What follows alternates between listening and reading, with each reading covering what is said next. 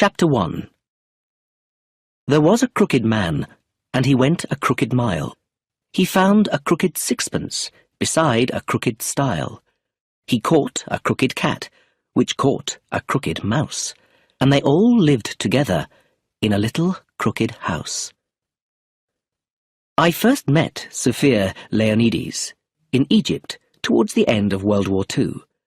She had quite an important job working for the government, and when I worked with her, I soon realized how good at her job she was, though she was only 22.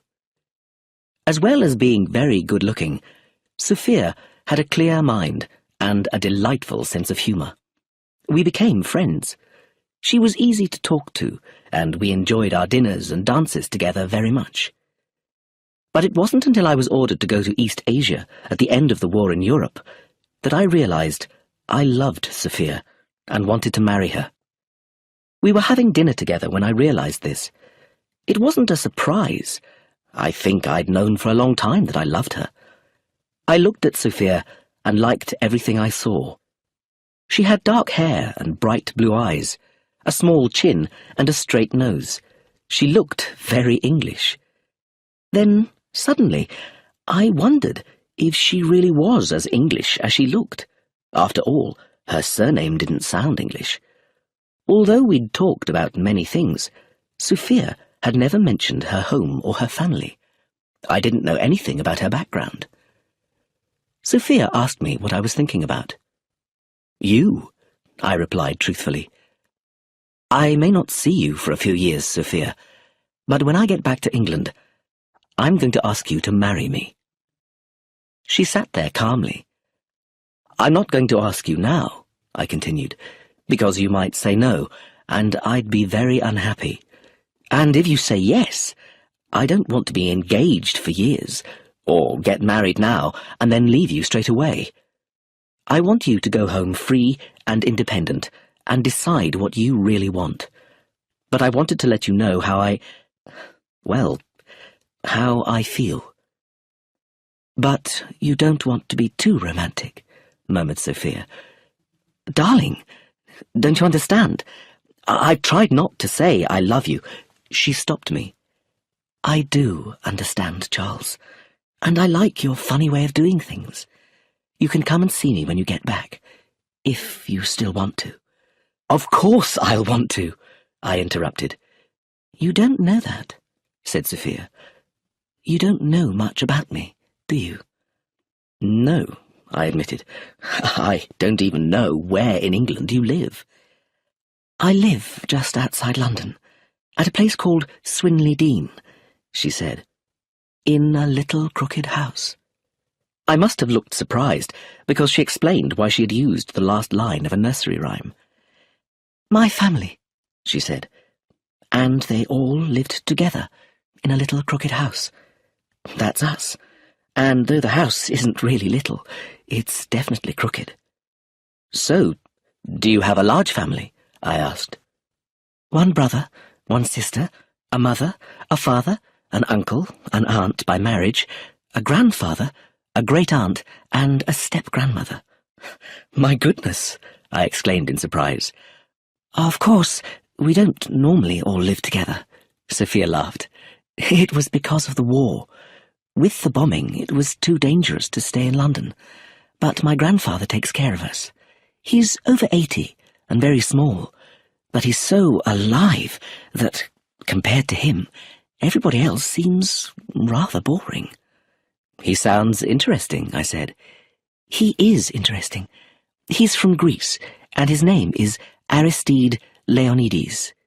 She added with a smile, and he's extremely rich. I wonder if you'll like him. Do you? I asked. More than anyone in the world, said Sophia. Chapter 2. More than 2 years passed before I returned to England. Sophia and I wrote to each other quite often. Our letters weren't love letters. They were about ideas and thoughts. But I knew my feelings for her were growing stronger, and I believed she felt the same. I returned to England on a soft, grey day in September, and immediately sent a telegram to Sophia. Just arrived back. Will you dine this evening? Mario's restaurant, 9 o'clock. Charles. A couple of hours later, I was at my father's house in London reading the newspaper when I saw the name Leonides in the deaths column. Leonides. On September 19th at 3 Gables, Swinley Dean, Aristide Leonides, much-loved husband of Brenda Leonides, passed away in his 88th year, deeply missed. There was another announcement immediately below. Leonides passed away suddenly at his house, 3 Gables, Swinley Dean, Aristide Leonides, deeply missed by his loving children and grandchildren. I thought it was strange that there were 2 announcements. There must have been a mistake. I quickly sent Sophia a second telegram. Just seen news of your grandfather's death. Very sorry. Let me know when I can see you. Charles. A telegram from Sophia reached me at 6 o'clock. Will be at Mario's, 9 o'clock. Sophia. I was both nervous and excited at the thought of meeting Sophia again. I hadn't seen her for so long that when she walked through the door at Mario's, it seemed completely unreal. We had drinks and then sat down to dinner.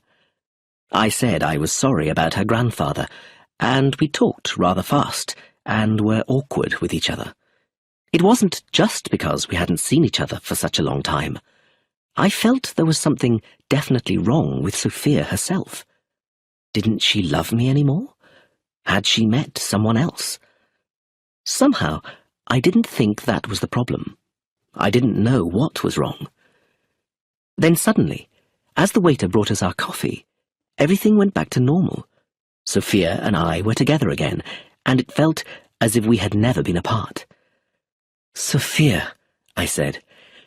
Charles, she said immediately. Thank goodness that's over, I said with relief.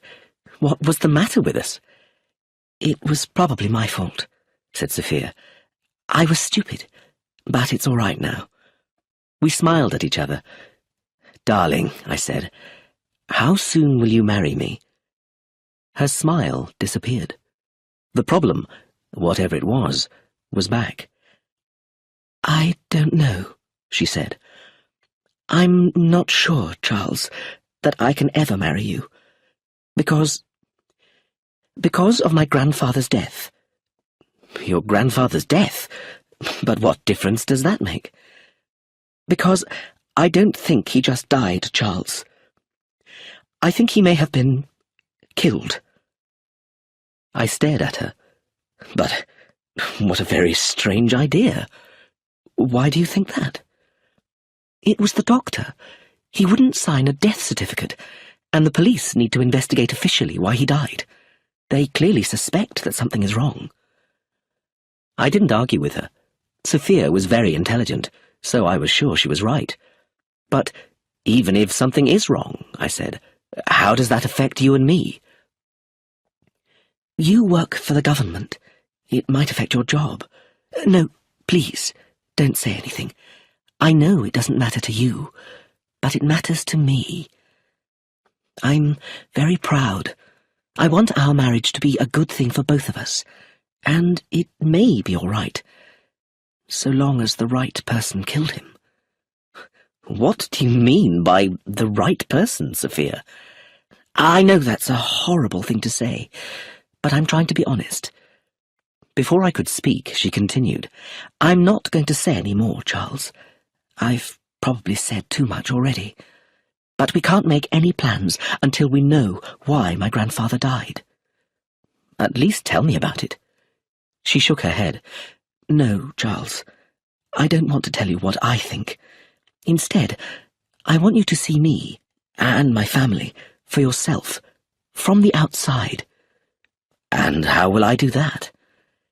She looked at me with a strange light in her bright blue eyes. Your father will tell you, she said.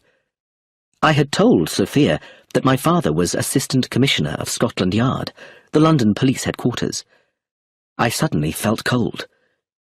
Is it such a serious case? I asked. I think so. Do you see that man sitting by the door? He followed me from Swinley Dean.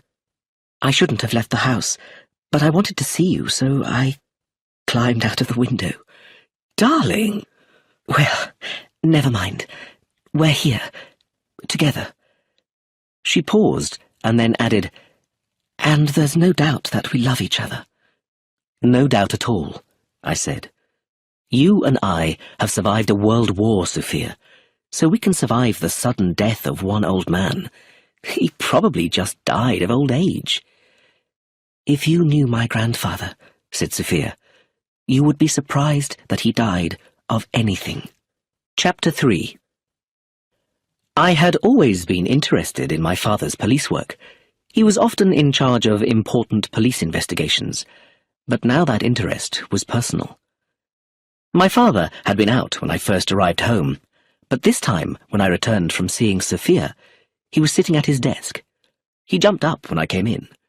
Charles, well, it's been a long time. We hadn't seen each other for 5 years. Perhaps our first meeting after so long didn't seem very emotional, but my father and I are very fond of each other. I'm sorry I was out when you got here, he said, but I've just got a new case. Aristide Leonides, I asked. How did you know that, Charles? He asked with a frown. I met Sophia Leonides in Egypt, I explained, and I'm going to marry her. She had dinner with me tonight, though she had to climb out of the window to meet me. My father smiled. She seems very independent, he said. So, you want to marry her? Well, it may be all right if the right person killed him. That was the second time that night I'd heard those words. So, who is the right person? He looked surprised. Didn't your girl tell you? No. Sophia said she wanted me to see it all from the outside. I don't know anything about her family, except there are a lot of them. My father frowned and sat down. Very well, I'll tell you. Aristide Leonides left Greece and arrived in England when he was 24. Just then, the door opened, and Chief Inspector Taverner came in. We'd known each other for many years and said hello warmly. Taverner is in charge of the case, explained my father, so he can correct me if I'm wrong. As I was saying, Leonides came to London and then started a restaurant, which was very successful. Soon he owned 7 or 8 restaurants, all making money, and then he started a large business, Associated Foods, supplying food all over the country. Leonides had a natural ability for business and making money, said Taverner, though, of course, he was always a bit dishonest, a bit crooked. He never actually broke the law, but he came close to doing so. He doesn't sound a very attractive person, I said. It's strange, but he was attractive, said Taverner. He had a strong personality, and though he was short and rather ugly, women always fell in love with him. He married a woman from a well-known family in the country, said my father. Her parents didn't like it, but she was determined to marry him, and it was a very happy marriage, I believe. Leonides built a rather ridiculous-looking house at Swinley Dean, and he and his wife lived there with their 5 children. Then his wife died. Leaving him with 5 children? I asked. Yes, but there are only 2 children still left alive, said my father.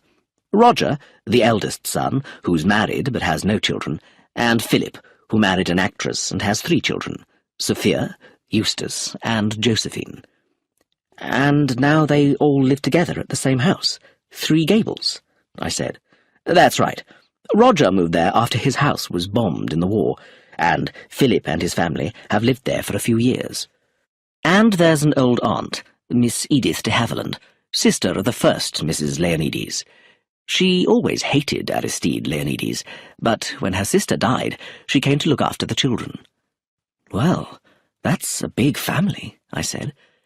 Who do you think killed Aristide Leonides? Taverner shook his head. I don't know, he said, and we may never know, but he was certainly murdered, poisoned. There is one obvious suspect, but it will be very hard to get enough evidence. I looked at my father. In murder cases, Charles, it usually is the obvious suspect, he said. Aristide Leonides married again 10 years ago, when he was 77. He married a young woman who worked in a tea shop. And she's the obvious suspect? Yes, said Taverner. She's only 34 now, and she's very close friends with a young man in the house who teaches the grandchildren. I looked at him thoughtfully. What was the poison? I asked. The poison was called esserine, replied Taverner. It was in the old man's eye drops. Leonides had diabetes, added my father, and needed regular injections of insulin, which comes from the pharmacy in small bottles. Using a syringe, the needle is pushed into the top of the bottle, and the insulin is taken up into the syringe for the injection. I guessed the next bit, and it was esserine in the bottle instead of insulin. Exactly, said Taverner. And who gave him the injection? I asked. His wife. I understood now what Sophia meant by the right person. Do the family like the second Mrs. Leonides? I asked. No, replied Taverner. I don't think they speak much to each other. It all seemed very clear. So, what's the problem? I asked Taverner.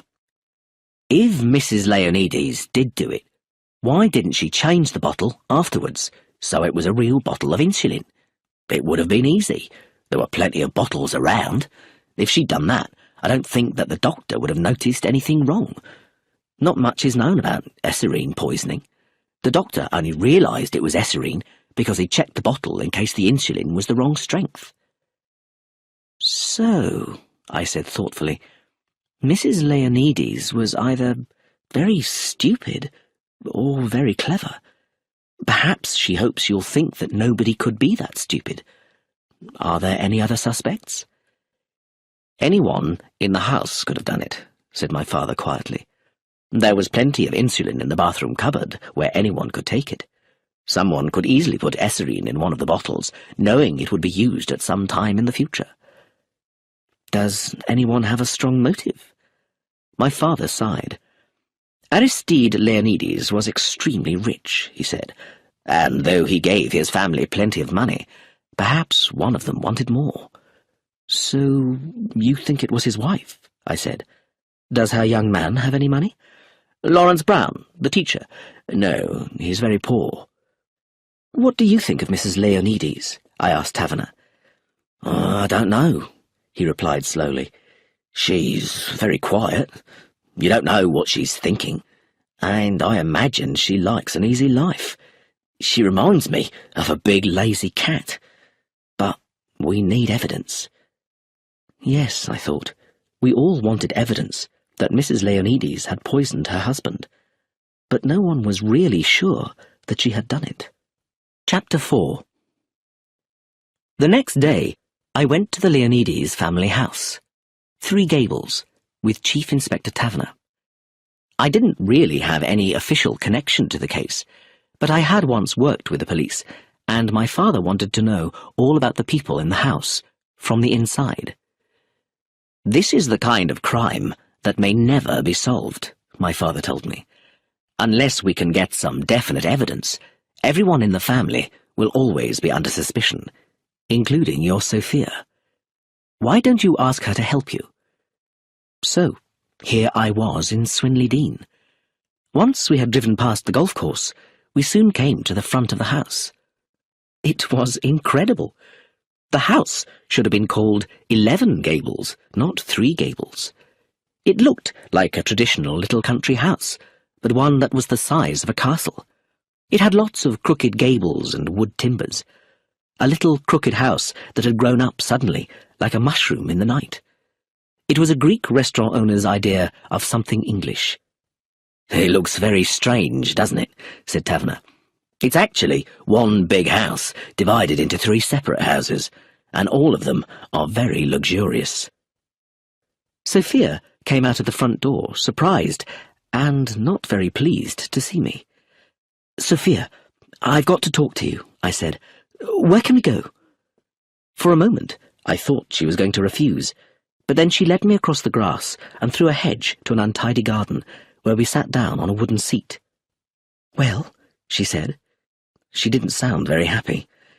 I told her what my father had said, and explained that the police needed definite evidence, otherwise the crime might never be solved. I asked if she would help me. Sophia listened very carefully. "Your father is right," she said. "That's just what I've been thinking."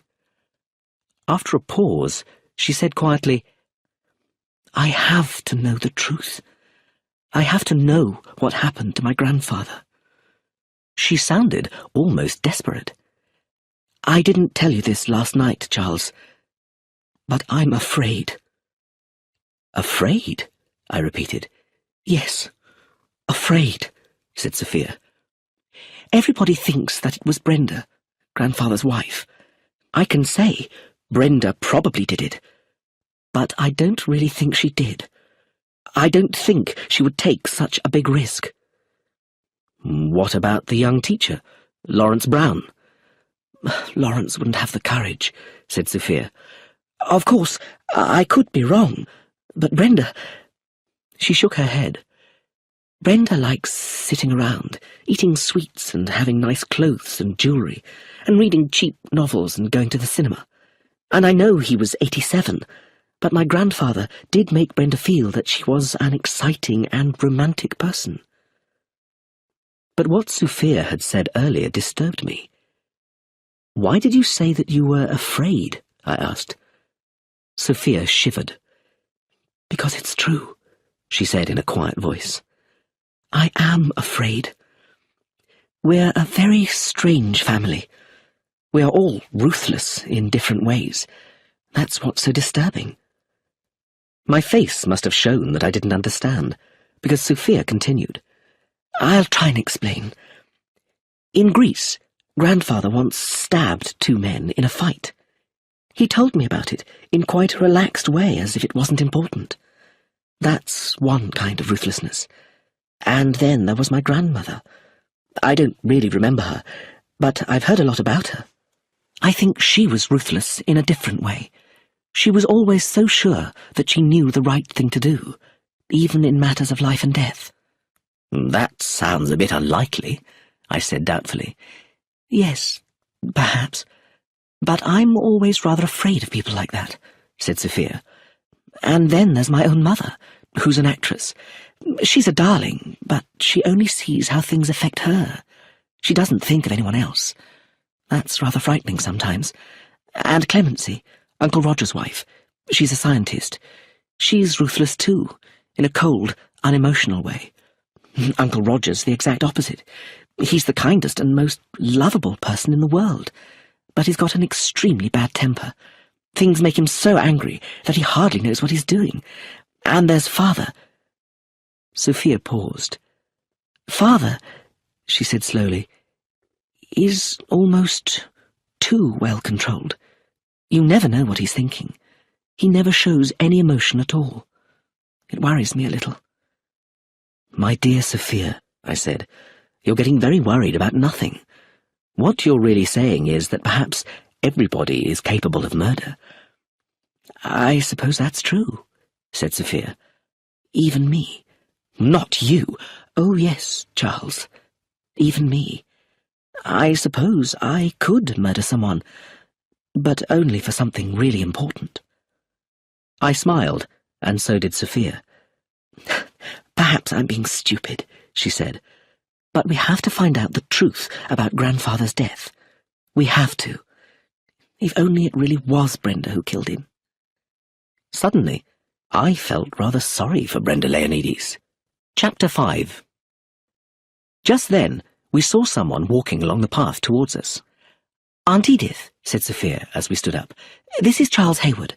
Charles, this is my great-aunt, Miss Edith de Haviland." Edith de Haviland was about 70, with lots of untidy grey hair and sharp, intelligent-looking eyes. "I've heard about you," she said, shaking my hand. "How is your father? I knew him when he was a boy." Rather surprised, I said he was very well. "Have you come to help us?" asked Mr. Haviland. "I do hope so. There are police all over the house." She turned to Sophia. "Nanny wants you, Sophia, about the fish for dinner." "Oh dear," said Sophia. "I'll go and sort it out." She walked quickly back towards the house, while Mr. Haviland and I followed her more slowly. "I don't know what we'd do without Nanny," remarked Mr. Haviland. "She does so much work, and has been here for so long." She stopped and pulled viciously at a big weed in the garden. "I hate bindweed," she said. "It gets tangled up with the other plants, and is impossible to get rid of." She ground the weed viciously under her foot. "This is a bad situation, Charles Hayward," she continued, looking towards the house. "I never liked Aristide Leonides, an ugly little man. But now he's dead, the house seems so empty. I've lived here over 40 years, ever since my sister died, and I came to look after the children." "And you've stayed here all that time?" I murmured. "Yes," she said. "I could have left, I suppose, when the children grew up and married, but I loved the garden. And then, when Philip married and moved back here, I helped look after his children." "What does Philip Leonides do?" I asked curiously. "He writes books," replied Mr. Haviland. "History books, but nobody wants to read them. They don't earn him any money, but then he doesn't need to earn money. Aristide gave him over £100,000, and Roger is in charge of his biggest company, Associated Foods. All of them are financially independent. Sophia is regularly given a large amount of money to live on, and there's money saved in the bank for the other children." "So no one gains by his death?" She looked at me strangely. "Yes, they do," she answered. "They all get more money, but Aristide would have given it to them if they'd asked for it." "Do you have any idea who poisoned him, Mr. Haviland?" "No, I don't," she replied. "It's upset me very much to think that we have a poisoner in the house. I suppose the police will think poor Brenda did it. She is rather stupid. Perhaps she got tired of waiting for Aristide to die. If it was her, it will be all right. She isn't one of the family." "Do you have any other ideas?" I asked. "What other ideas should I have?" I wondered. She seemed to be intelligent, but as I looked at her, I thought of the word Sophia had used. Ruthless. I remembered how Mr. Haviland had viciously ground the bindweed under her foot. And just for a moment, I wondered if Edith de Haviland had poisoned Aristide Leonides herself. Chapter 6. We went back to the house and through the large hall. At the back, where there would normally be stairs, was a white wall with a door in it. "You get to Aristide's part of the house through that door," explained Mr. Haviland. "Philip and Magda live in a different part of the house, here on the bottom floor." We went through a door on the left into a large drawing room. It had pale blue walls, which were covered with many photographs and pictures of actors and dancers. There was a lot of heavy furniture, and on the tables were large vases of flowers. "Do you want to see Philip?" asked Mr. Haviland. I had no idea. I thought I'd only wanted to see Sophia. Should I talk to her father? If I did, should I say that I was a friend of Sophia's, or that I was working with the police? Mr. Haviland didn't give me time to say anything. "We'll go to the library," she decided, and led me out of the drawing room, along a corridor, and through another door. We entered a big, cold room full of books, not just on the bookshelves, but also on the chairs, tables, and even the floor. A tall man of about 50 years old stood up as we came in. Philip Leonides was very handsome, which surprised me, since people said his father was so ugly. But this man had a perfect-looking face, with a straight nose and fair hair that was just beginning to turn grey. "Philip," said Edith de Haviland, "this is Charles Hayward." How do you do?" said Philip Leonides, shaking my hand. I couldn't tell if he had ever heard of me. He certainly didn't seem very interested. "Are the police still here?" asked Mr. Haviland. "I believe Chief Inspector Taverner is coming to talk to me soon," Philip replied. "I don't know where he is now." Just then, the door burst open, and a woman came in. She had big blue eyes and lots of red hair, and was wearing a luxurious pink dressing gown. She was talking very quickly, in a clear, attractive voice. Somehow, it seemed that 3 women, not just one, had entered the room. "Darling," she said, "I simply can't decide what to wear at the inquest. Something dark, of course, though not black. Perhaps dark purple. Oh, how calm you are, Philip. How can you be so calm? Don't you realize we can leave this awful house now and be free? Of course, we could never leave when your grandfather, the poor old darling, was alive. He really did love us, but if we'd left, that woman upstairs would have made sure she got the house, the money, everything. But now we can produce that new play, and this murder will give us lots of free publicity. So, this was Magda Leonides, Sophia's mother. I'm looking forward to talking to the inspector, she continued. He'll want to know exactly how and when everything happened, and I'll tell him all the little things I noticed and wondered about at the time. Mother, said Sophia, coming through the open door, you mustn't tell the inspector a lot of lies. Sophia, darling. And I know you're ready to give a most beautiful performance, just as if you were acting in a play, but you've got it all wrong. Magda looked puzzled. What do you mean? You have to act it in a different way, said Sophia. Don't say much at all. Keep quiet and don't talk much, as if you're protecting the family. A pleased little smile showed on Magda's face. Yes, she said slowly. Yes, that's a good idea. I've made you some breakfast, added Sophia. It's in the drawing room. Oh, good. I'm hungry, said Magda, and quickly left the room. Sophia started to follow her mother, then turned back to say, Chief Inspector Taverner is here to see you, Father. You don't mind if Charles stays, do you? I wasn't surprised when Philip Leonides looked confused, but all he said was, Oh, certainly, certainly, in a rather uncertain voice. Chief Inspector Taverner came in. He looked calm and businesslike. As I sat down in the background, Mr. Haviland said, Do you want me to stay, Chief Inspector? Not now, Mr. Haviland, but I do want to talk to you later. Of course, I'll be upstairs. She went out, shutting the door behind her.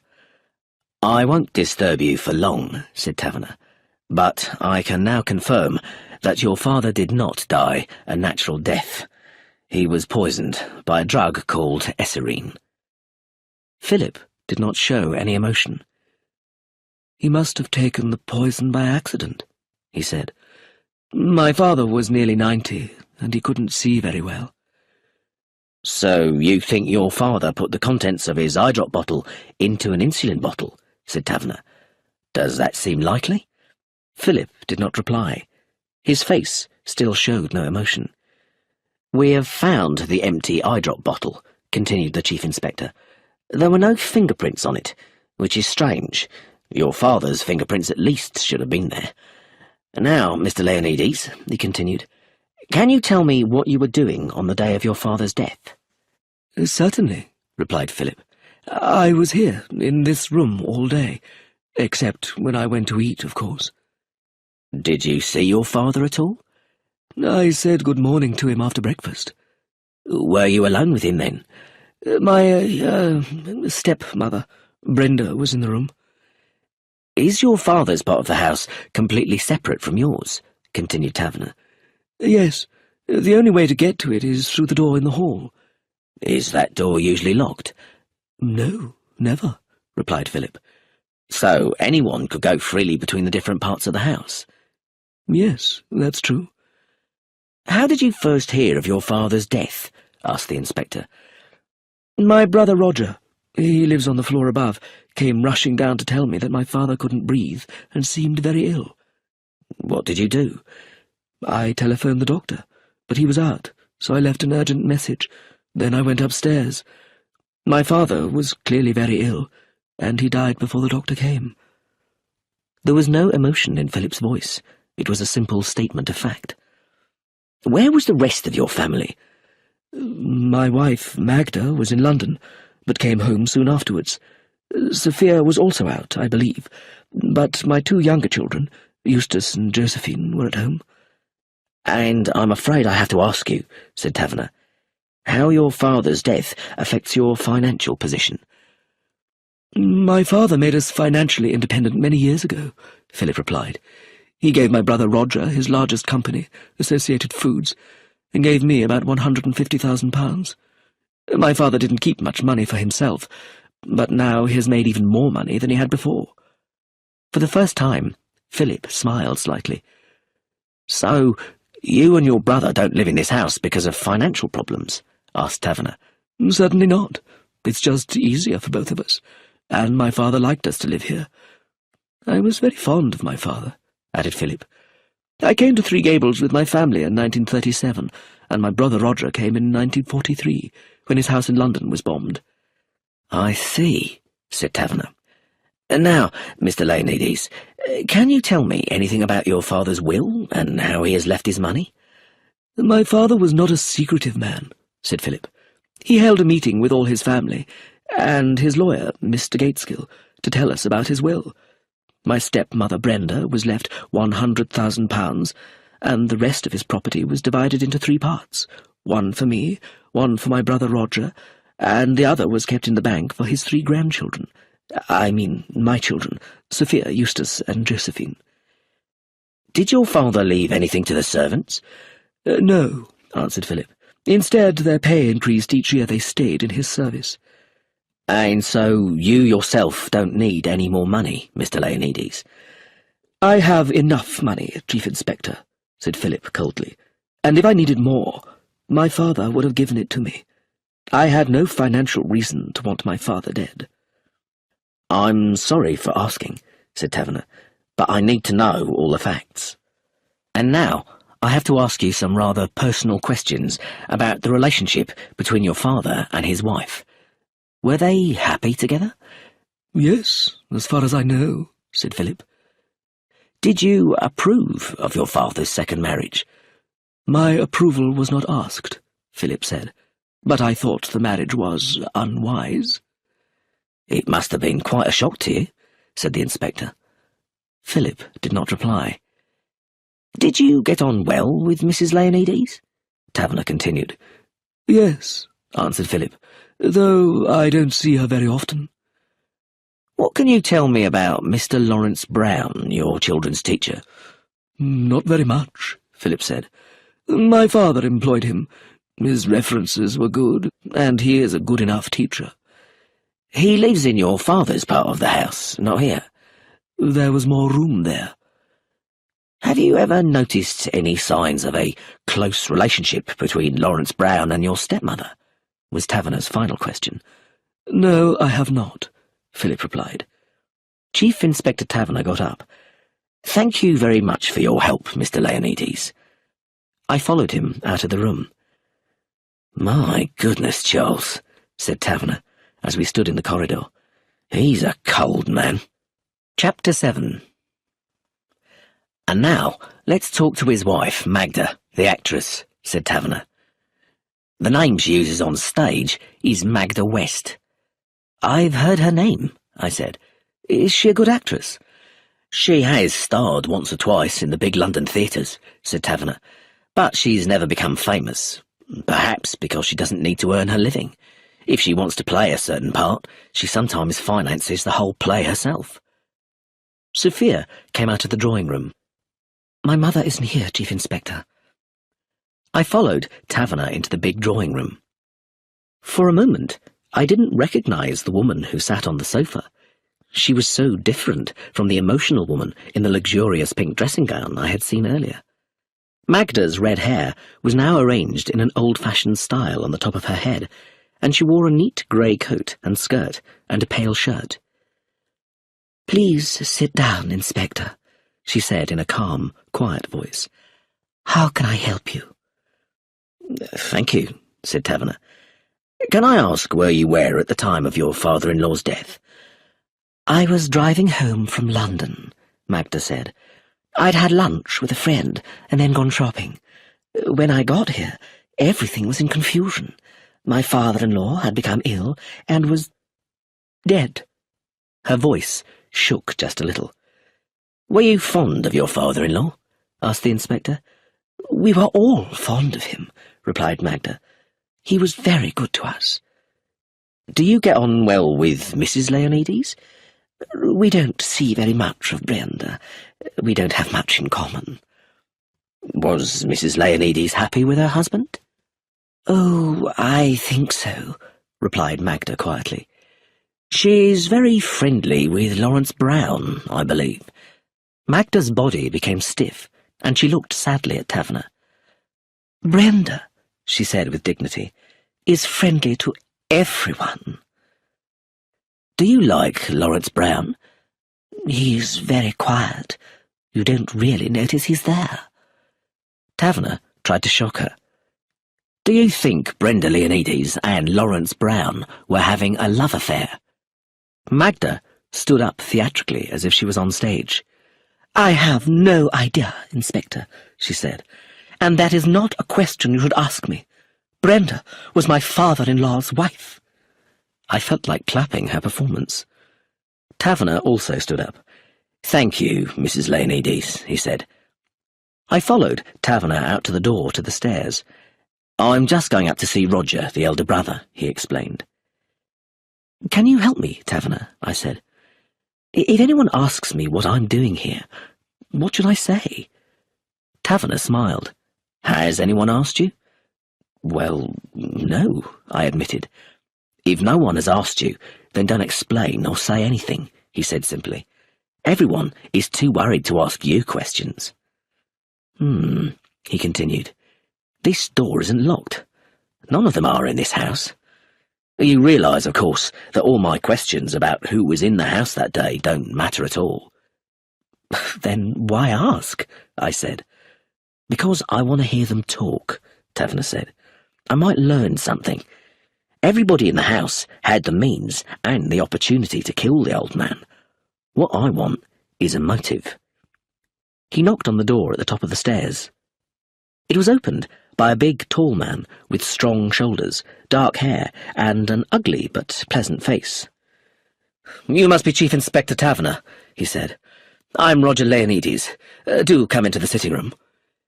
He led us into a completely white room, which was light and airy and had very little furniture. It was very different to Magda's crowded room downstairs. I'll go and get my wife, Clemency, said Roger. Oh, you're here, darling. I must get some cigarettes, if you don't mind.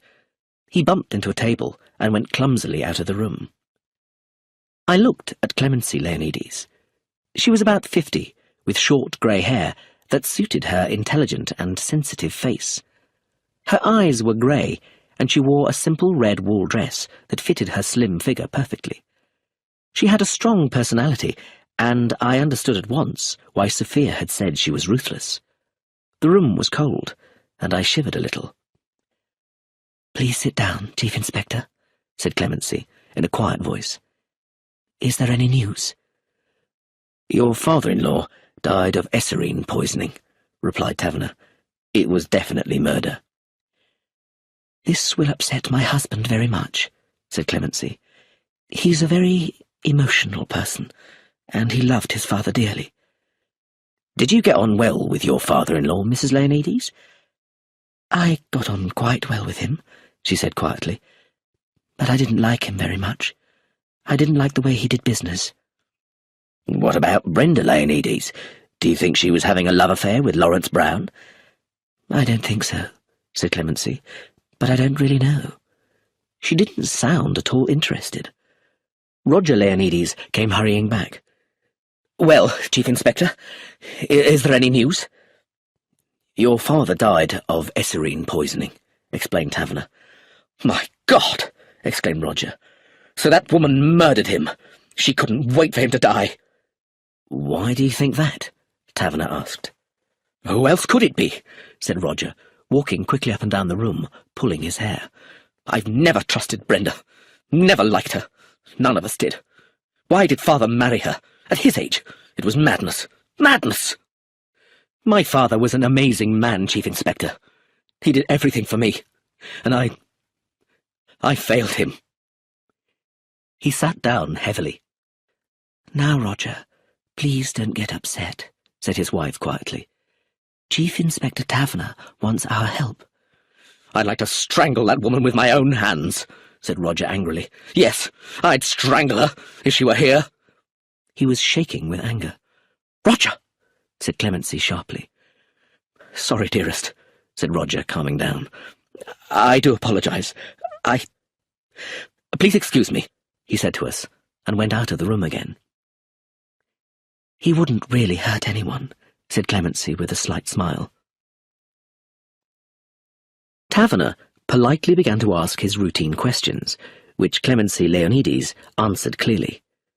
Roger had been in London on the day of his father's death, working at the head office of Associated Foods.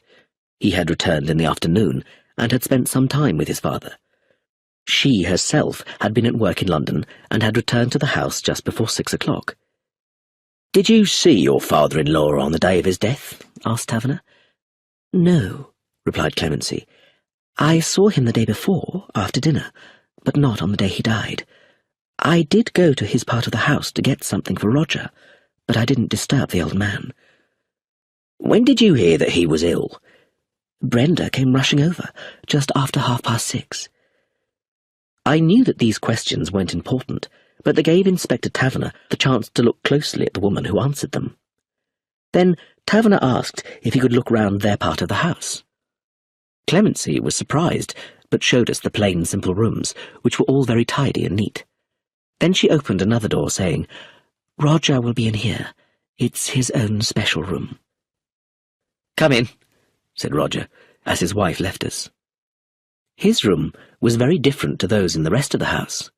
It was a personal room, full of papers, photographs, and big chairs, and although it was untidy, it was pleasant and comfortable. "I'm sorry about my behaviour earlier," said Roger. "I get very emotional at times." He looked round to make sure that Clemency was not with us. "My wife has been wonderful," he said. "I admire her so much. She's had such a hard life. She looked after her first husband, who died, and I was so glad when she agreed to marry me so I could take care of her. I'm so lucky. I'd do anything for her." Again, Taverner politely began to ask his questions. "When did you first know that your father was ill?" "Brenda rushed over to tell me. I'd left him only half an hour before, and he was all right then. I rushed over to see him. He couldn't breathe properly. And then I ran down to Philip, who phoned for the doctor. We couldn't do anything to help." When Taverner and I left Roger's part of the house, the Chief Inspector said, "He's very different to his brother, isn't he?" I agreed with him. "And the women they've married are very different too," Taverner added. Clemency and Magda were indeed very different, and yet I thought that both married couples seemed happy together. "But I don't think Roger is a poisoner," continued Taverner, "though his wife might be. No, I think it's much more likely to be Brenda Leonides, though I don't know if we'll ever get any evidence." Chapter 8. Now we went to Aristide Leonides' part of the house, where a servant opened the door and led us into a big drawing-room. Although it was the same size as Philip and Magda's drawing-room, this room looked very different. It had bright sofas and luxurious curtains, and on the wall was a painting of a little old man. He had sharp but kind-looking dark eyes and crooked shoulders. He looked powerful and full of life. "That's Aristide Leonides," said Taverner. "He certainly had a strong personality." "Yes," I agreed, looking at the painting and the little man's lively dark eyes. Now I understood why Edith de Havilland thought that the house seemed empty without him. "There's a painting of his first wife over there," said Taverner. I looked at the picture of a typical English country lady. Her face was handsome, but rather dull and lifeless, not like her husband's face. Just then the door opened, and Aristide Leonides' second wife came into the room. Brenda Leonides was quite pretty. She had brown hair and was wearing a black dress and lots of expensive jewellery. She moved easily and lazily, like a cat. I noticed that though she wore makeup, she had obviously been crying. I also noticed that she looked frightened. "Good morning, Mrs. Leonides," said Taverner. "I'm sorry to disturb you again.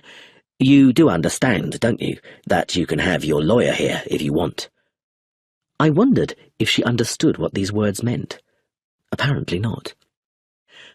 "I don't like Mr. Gateskill," said Brenda Leonides, sitting down on the sofa.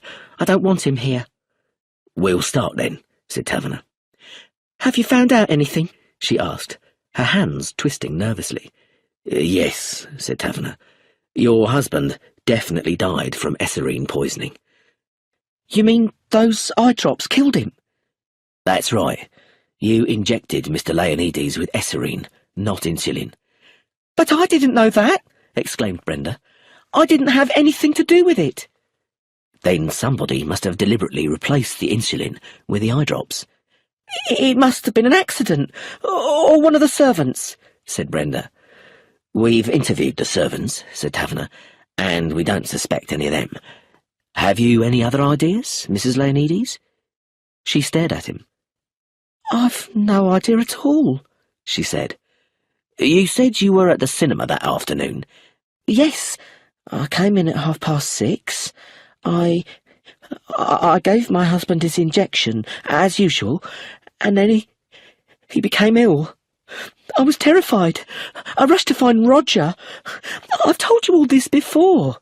"I'm sorry, Mrs. Leonides," said Taverner. "Now, can I speak to Mr. Brown?"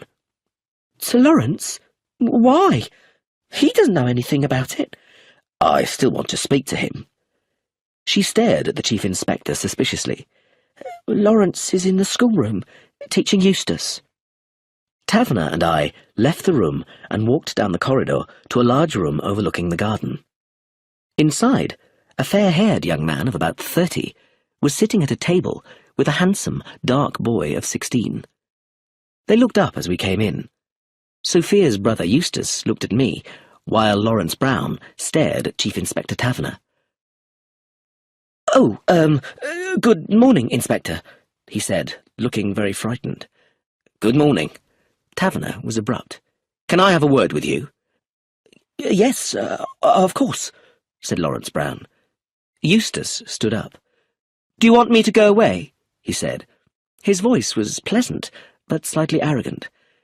We can continue your lesson later," said his teacher, and Eustace walked stiffly out through the door and shut it behind him. "Well, Mr. Brown," said Taverner, "I can confirm that Mr. Leonides died of esserine poisoning, which was injected instead of insulin." I can't believe it. It's incredible." "Would you like your lawyer here?" asked Taverner. "I don't have a lawyer," said Lawrence Brown, "and I don't want one. I have nothing to hide. I'm innocent. Innocent." "I have not suggested anything else." Taverner paused. "Mrs. Leonides was a lot younger than her husband, wasn't she?" I suppose so. I mean, well, yes." "She must have felt lonely sometimes." Lawrence Brown did not answer. "She must have liked having a friend near her own age living here." No, not at all. I mean, I don't know." "It would be natural that you two should have become more than friends." "We did not," insisted the young man. I know what you're thinking, but you're wrong. Mrs. Leonides was always very kind to me, and I respect her, but nothing more. And I wouldn't kill anybody. I'm very sensitive, and I'm not very strong. I object to killing. I wouldn't fight in the war. They let me teach instead, and I've done my best here with Eustace and Josephine. She's a very intelligent child, but difficult. Everybody has been very kind to me, and now this awful thing happens, and you suspect me, of murder." Chief Inspector Taverner looked at him closely. "I haven't said that," he remarked. "But you think so. They all think so. They look at me. I can't go on talking to you. I'm not well." He hurried out of the room. "He's really scared," said Taverner. "But that doesn't prove anything. Is he a murderer?" "I don't know if he'd have the courage," I said. "This murder didn't need courage," said the Chief Inspector. "All he had to do was switch 2 bottles. Then he could marry a very rich woman. It's a shame that the servants haven't seen anything going on between them." He sighed. "But it's all theory," he admitted. "It's more likely to be the wife, Brenda. Though Why didn't she throw away the insulin bottle, or wash it? He looked at me. Go back and talk to her, Charles. I'd like to know what you think. Chapter 9. I found Brenda Leonides sitting exactly where we had left her. Is Inspector Taverner coming back? She asked abruptly. Not now, I replied. Who are you? At last, someone had asked me that question.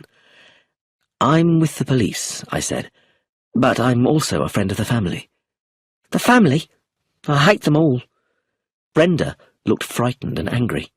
They've always been horrible to me. Why shouldn't I marry their father? What did it matter to them? He'd already given them lots of money, and I was very fond of him. I see, I said. It's true, Brenda said. I was sick of men. I wanted a home, and someone to be nice to me. Aristide made me laugh, and he was clever. I'm sorry he's dead.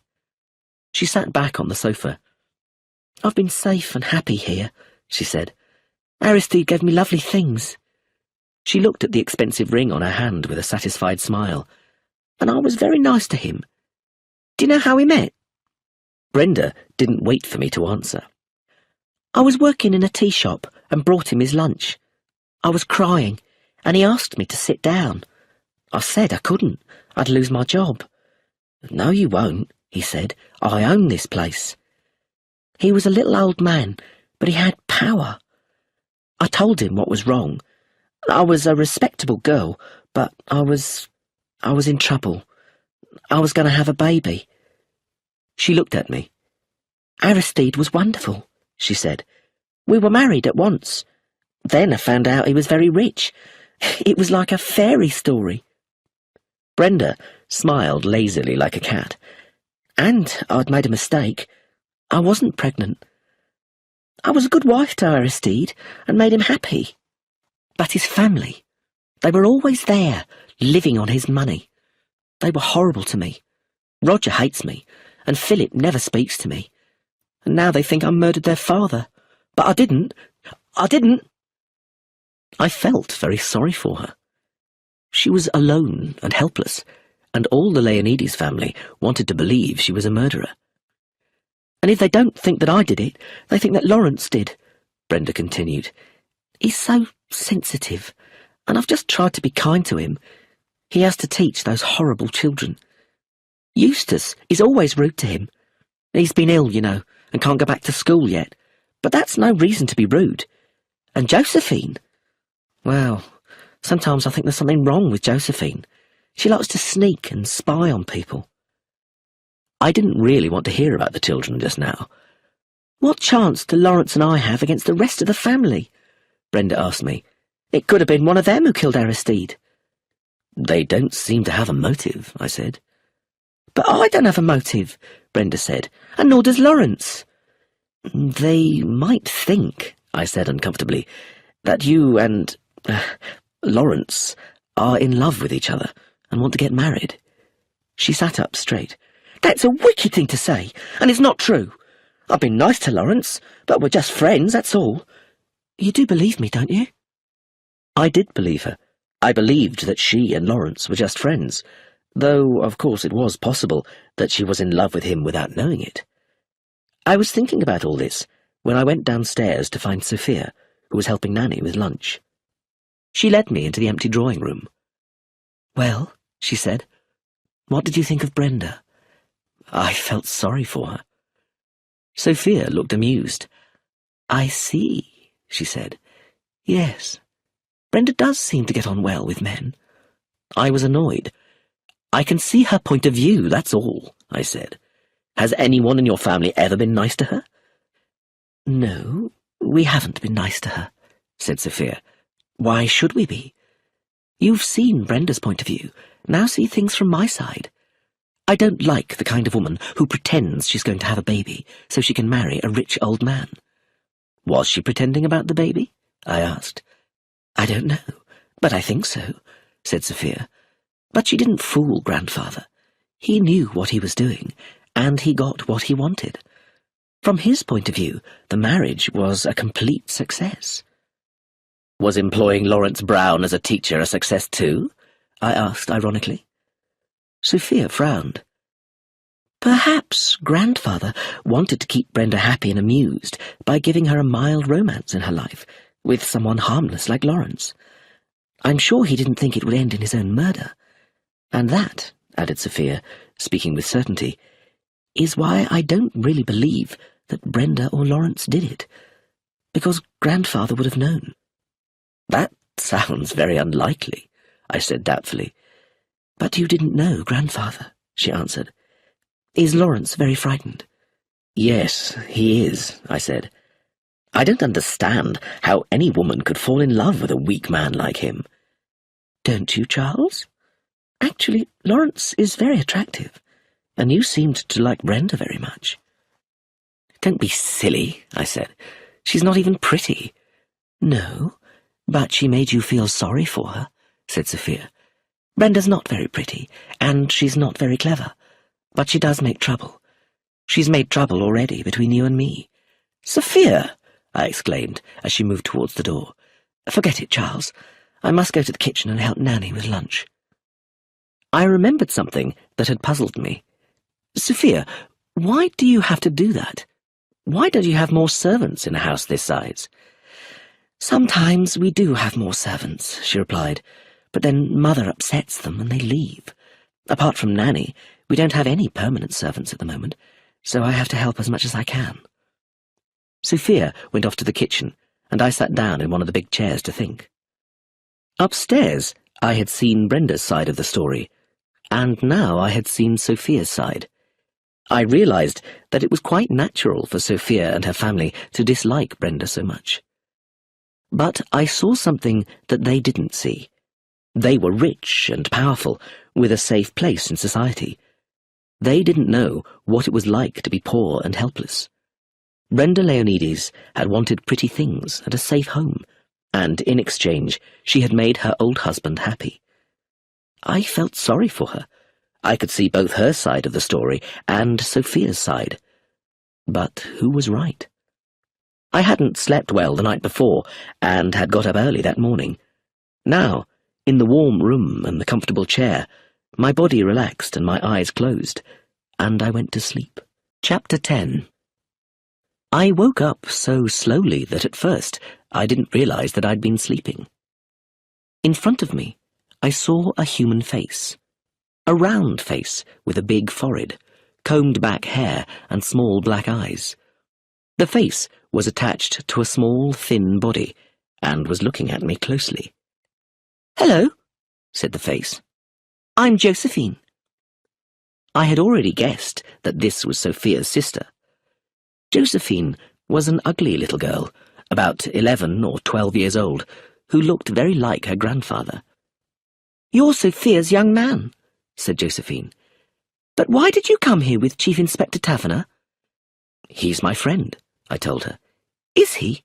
I don't like him. I won't tell him things." "What sort of things?" "The things I know. I know a lot of things. I like knowing things." She sat down and continued to look at me closely. "Grandfather's been murdered. Did you know?" "Yes," I said. I knew. "He was poisoned. With esquerine." She said the word very carefully. "It's interesting, isn't it?" "I suppose it is." "Eustace and I are very interested. We like detective stories. I'm being a detective now. I'm collecting clues." She was rather a strange child, I thought. "I think there'll be a lot of changes here now," Josephine told me. "We'll go and live in a house in London. Mother will be very pleased. Father couldn't afford it before. He lost lots of money on one of Mother's plays. Grandfather wouldn't pay for it. He said it would be a failure, but Mother didn't listen." "I'm sorry the play was a failure," I said. "Yes, Mother was very upset. The things they said in the newspapers were so bad that she cried all day and threw her breakfast at one of the servants, who left. It was rather fun." "Are you sorry your grandfather is dead?" I asked. "Not really. I didn't like him much. He stopped me learning to be a ballet dancer." "Did you want to learn ballet dancing?" "Yes, and Mother and Father didn't mind, but Grandfather said I'd be no good." She stood up and danced a few steps around the chair. "I suppose the house will be sold now, unless Brenda goes on living here, and I suppose Uncle Roger and Aunt Clemency won't be going away now." "Were they going away?" I asked curiously. "Yes, they were going on Tuesday," said Josephine. "Abroad somewhere. It was a secret. They weren't going to tell anyone until after they'd gone. They were going to leave a note behind for Grandfather." "Josephine, do you know why your Uncle Roger was going away?" I said. She looked at me slyly. "It was something to do with Uncle Roger's office in London. I think, but I'm not sure, that he'd embezzled something.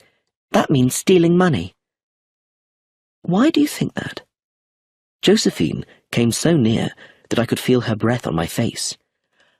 "The day that Grandfather was poisoned, he and Uncle Roger were shut up in a room together for a long time. They were talking and talking, and Uncle Roger was very upset. He said he was a failure, and that he wasn't upset because of the money, but because Grandfather had trusted him." I looked at her. "Josephine," I said, "did you listen at the door?"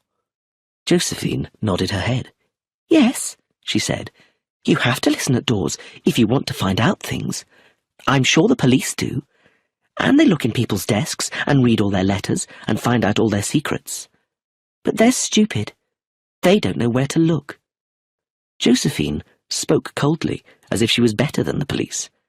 I didn't really notice the importance of what she said. The unpleasant child continued. "Eustace and I know lots of things, but I know more than Eustace does, and I won't tell him. He says women can't be great detectives, but they can. I'm going to write down everything in a little black notebook, and then, when the police are completely confused, I'll tell them who the murderer is." "Do you read a lot of detective stories, Josephine?" "Yes, lots." "And do you know who killed your grandfather?" "Well, I think so, but I need to find a few more clues." She paused and added, "Chief Inspector Taverner thinks that Brenda did it, doesn't he? Or Brenda and Lawrence together because they're in love with each other." "You shouldn't say things like that, Josephine." "Why not? They are in love with each other." "You don't know that." "Yes, I do. They write to each other. Love letters." "Josephine, how do you know that?" "Because I've read them. They're very soppy letters, but Lawrence is soppy. He was too frightened to fight in the war." Just at that moment, a car arrived outside, and Josephine ran to look out of the window. "It's Mr. Gateskill, Grandfather's lawyer," she said. "I expect he's come about the will." Very excited, she hurried from the room. A few minutes later, Sophia and her mother, Magda, entered with a small elderly man. "Your husband asked me to bring his father's will," the lawyer was saying to Magda, "but I don't have it. Do you know anything about it?" "About poor dear Grandfather's will?" Magda opened her eyes, astonished. "No, of course not. He told us he'd sent it to you after he signed it." "But the police didn't find the will with Mr. Leonides' private papers," said Mr. Gateskill. "I'll just go and talk to Chief Inspector Taverner." He left the room. "Darling," said Magda to her daughter, "I'm sure that wicked woman upstairs has destroyed it. I know I'm right." "Nonsense, Mother. She wouldn't do a stupid thing like that," said Sophia. "It wouldn't be stupid at all. If there's no will, she'll get everything. Shh! Mr. Gateskill's coming back." The lawyer re-entered the room with Philip Leonides and Chief Inspector Taverner. "I've talked to the bank," the inspector was saying, "but they don't have any private papers belonging to Mr. Leonides." "I wonder if Roger or Aunt Edith knows anything," said Philip. "Sophia, can you ask them to come down here?" But when the others arrived, they couldn't help. "Father signed the will," said Roger, "and told us he was going to post it to Mr. Gateskill the next day." "I sent Mr. Leonides his will ready for signing on November 24th, Mr. Gateskill said. A week later, he told me it had been signed and sent to his bank to keep it safe." "That's right," said Roger eagerly. "It was in November last year. You remember, Philip, that Father read us the will." "And what did the will say?" asked Taverner. "It was quite simple," said Roger. "Father left £50,000 to Aunt Edith, and £100,000 and this house to Brenda. The rest of Father's money and property was going to be divided into 3 parts, one for myself, one for Philip, and the third for Sophia, Eustace, and Josephine. And the money for the last 2 was going to be kept in the bank until Eustace and Josephine were 21. I think that's right, isn't it, Mr. Gateskill?" "That is correct," agreed Mr. Gateskill, slightly annoyed that he hadn't been allowed to explain the will himself. "Father read it out to us," said Roger, "and asked if we had any comments. "And Brenda said that she hated to hear her darling old Aristide talk about death," added Magda quickly, "and when he was dead she didn't want any of his stupid money." "That's only what people of her class think they ought to say," said Mr. Haviland coldly. I realised suddenly how much Edith de Haviland disliked Brenda. "And after reading the will, what happened next?" asked Inspector Taverner. "Exactly how and when did Mr. Leonides sign it?"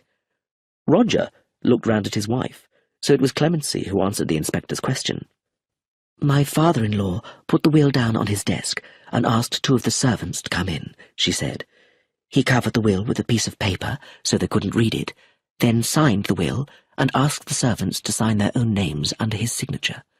"That's right," approved Mr. Gateskill. "To be legal, a will must be signed in front of 2 witnesses, who must then sign at the same time."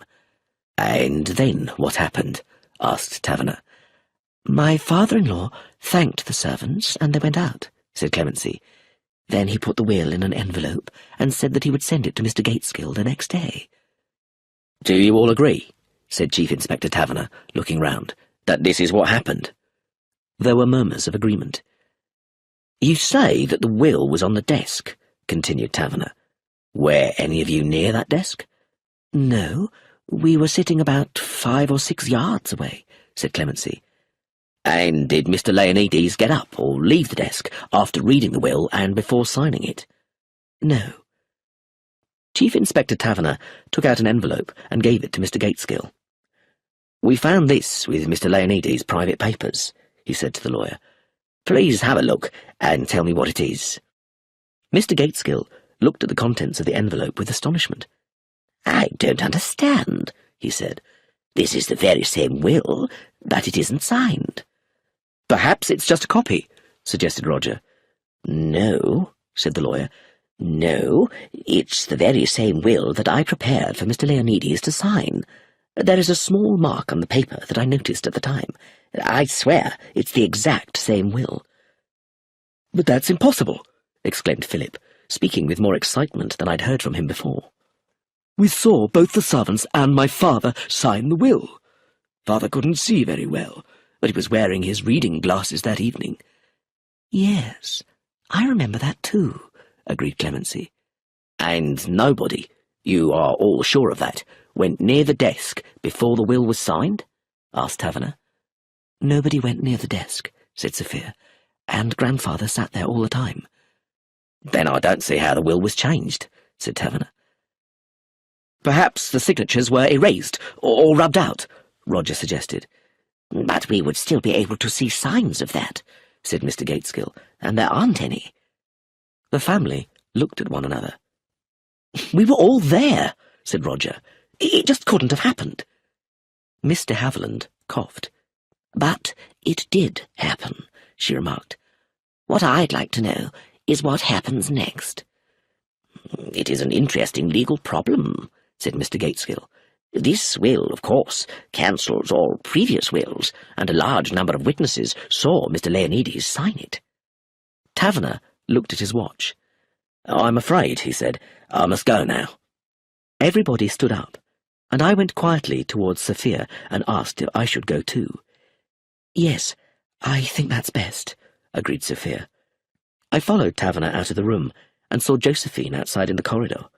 She appeared to be amused about something. "The police are very stupid," she said. Chapter 11.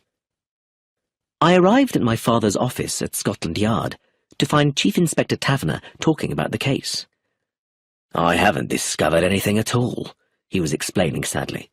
"I can't find a financial motive. They all have enough money, and there's no evidence that Brenda Leonides and Lawrence Brown were having a love affair." "I can do better than that," I said, sitting down. Roger Leonides and his wife Clemency were planning to go abroad. Roger and his father had an emotional interview on the day of the old man's death. Aristide Leonides had found out something was wrong, and Roger admitted it. "How do you know that?" demanded Taverner. "A private detective told me." I explained to them about Josephine and how she thought Roger had been stealing money from his company. "It sounds as if the child knows everything that happens in that house," my father commented. "If this information is true, it changes everything," said Taverner. "If Roger was stealing money from the company and his father found out, then Roger had a motive for killing him. Brenda Leonides was out at the cinema. All Roger had to do was go to his father's bathroom, empty out an insulin bottle and fill it up with esserine. Or perhaps his wife Clemency did it. She admitted that she went over to Aristide Leonides' part of the house, and I think she's quite capable of poisoning someone." "I still don't think that Roger would use poison to kill someone," I said, "but I agree that Clemency might." I had liked Roger. I don't think that Clemency cares about money, but she does care about her husband. For him, she could be, well, ruthless.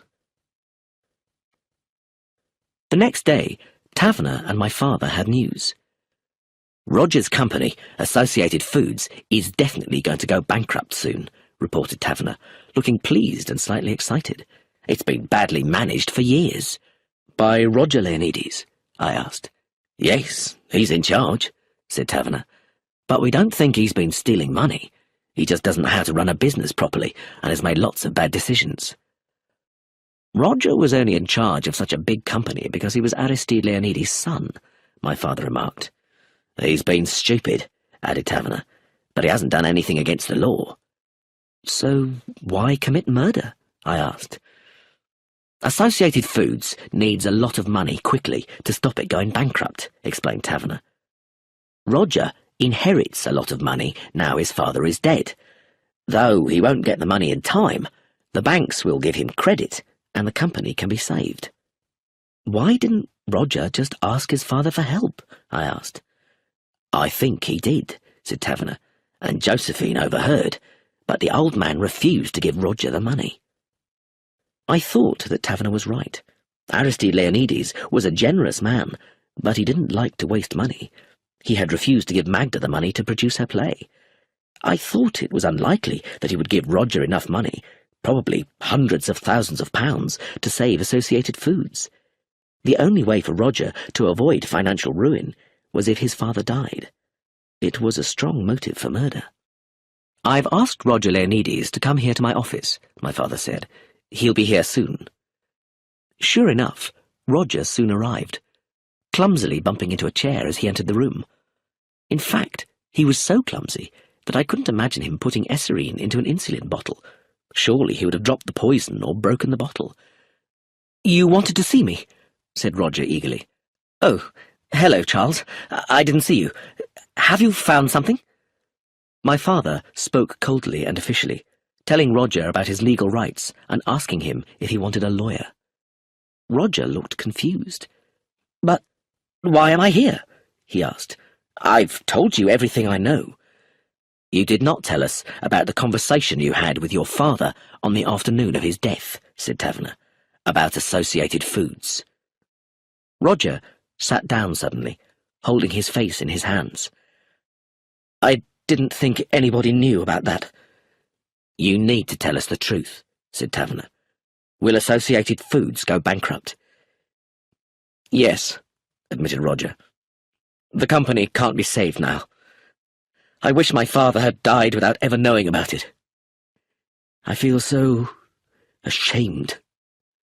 My father trusted me with his biggest company, and I failed him."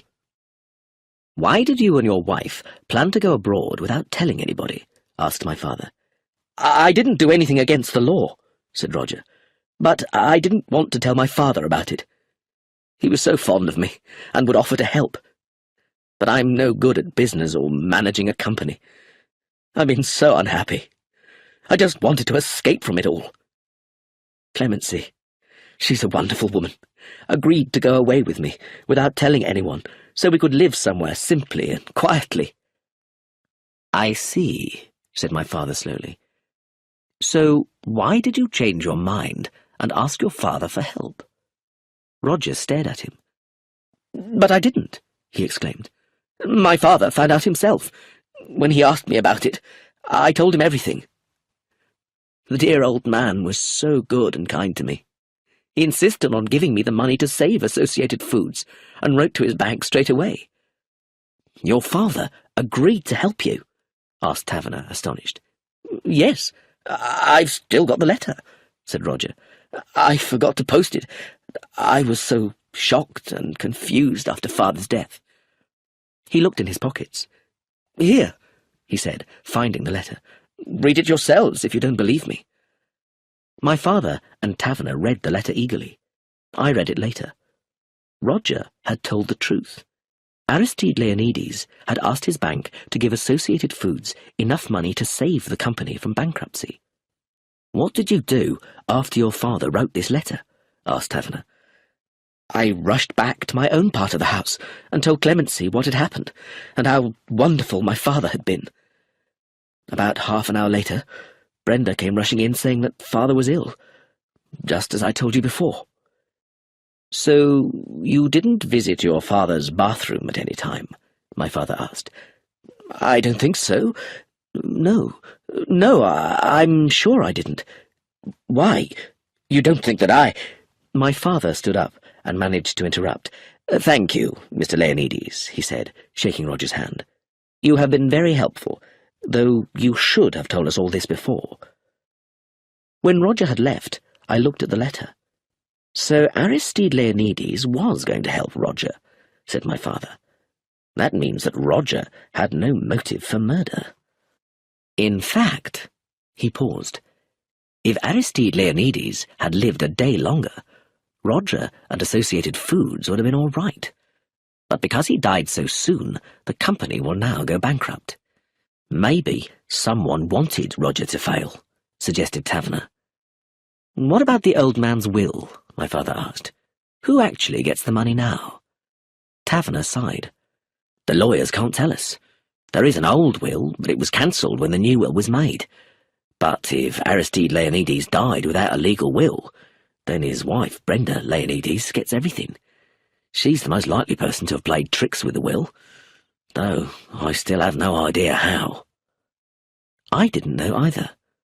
We were looking at the problem from the wrong way round. Chapter 12. Chief Inspector Taverner left, and my father and I were alone. After a short silence, I asked, "Dad, what are murderers like?" Now that murder had come so close to me, I wanted to know more about his previous police experience. My father looked at me thoughtfully.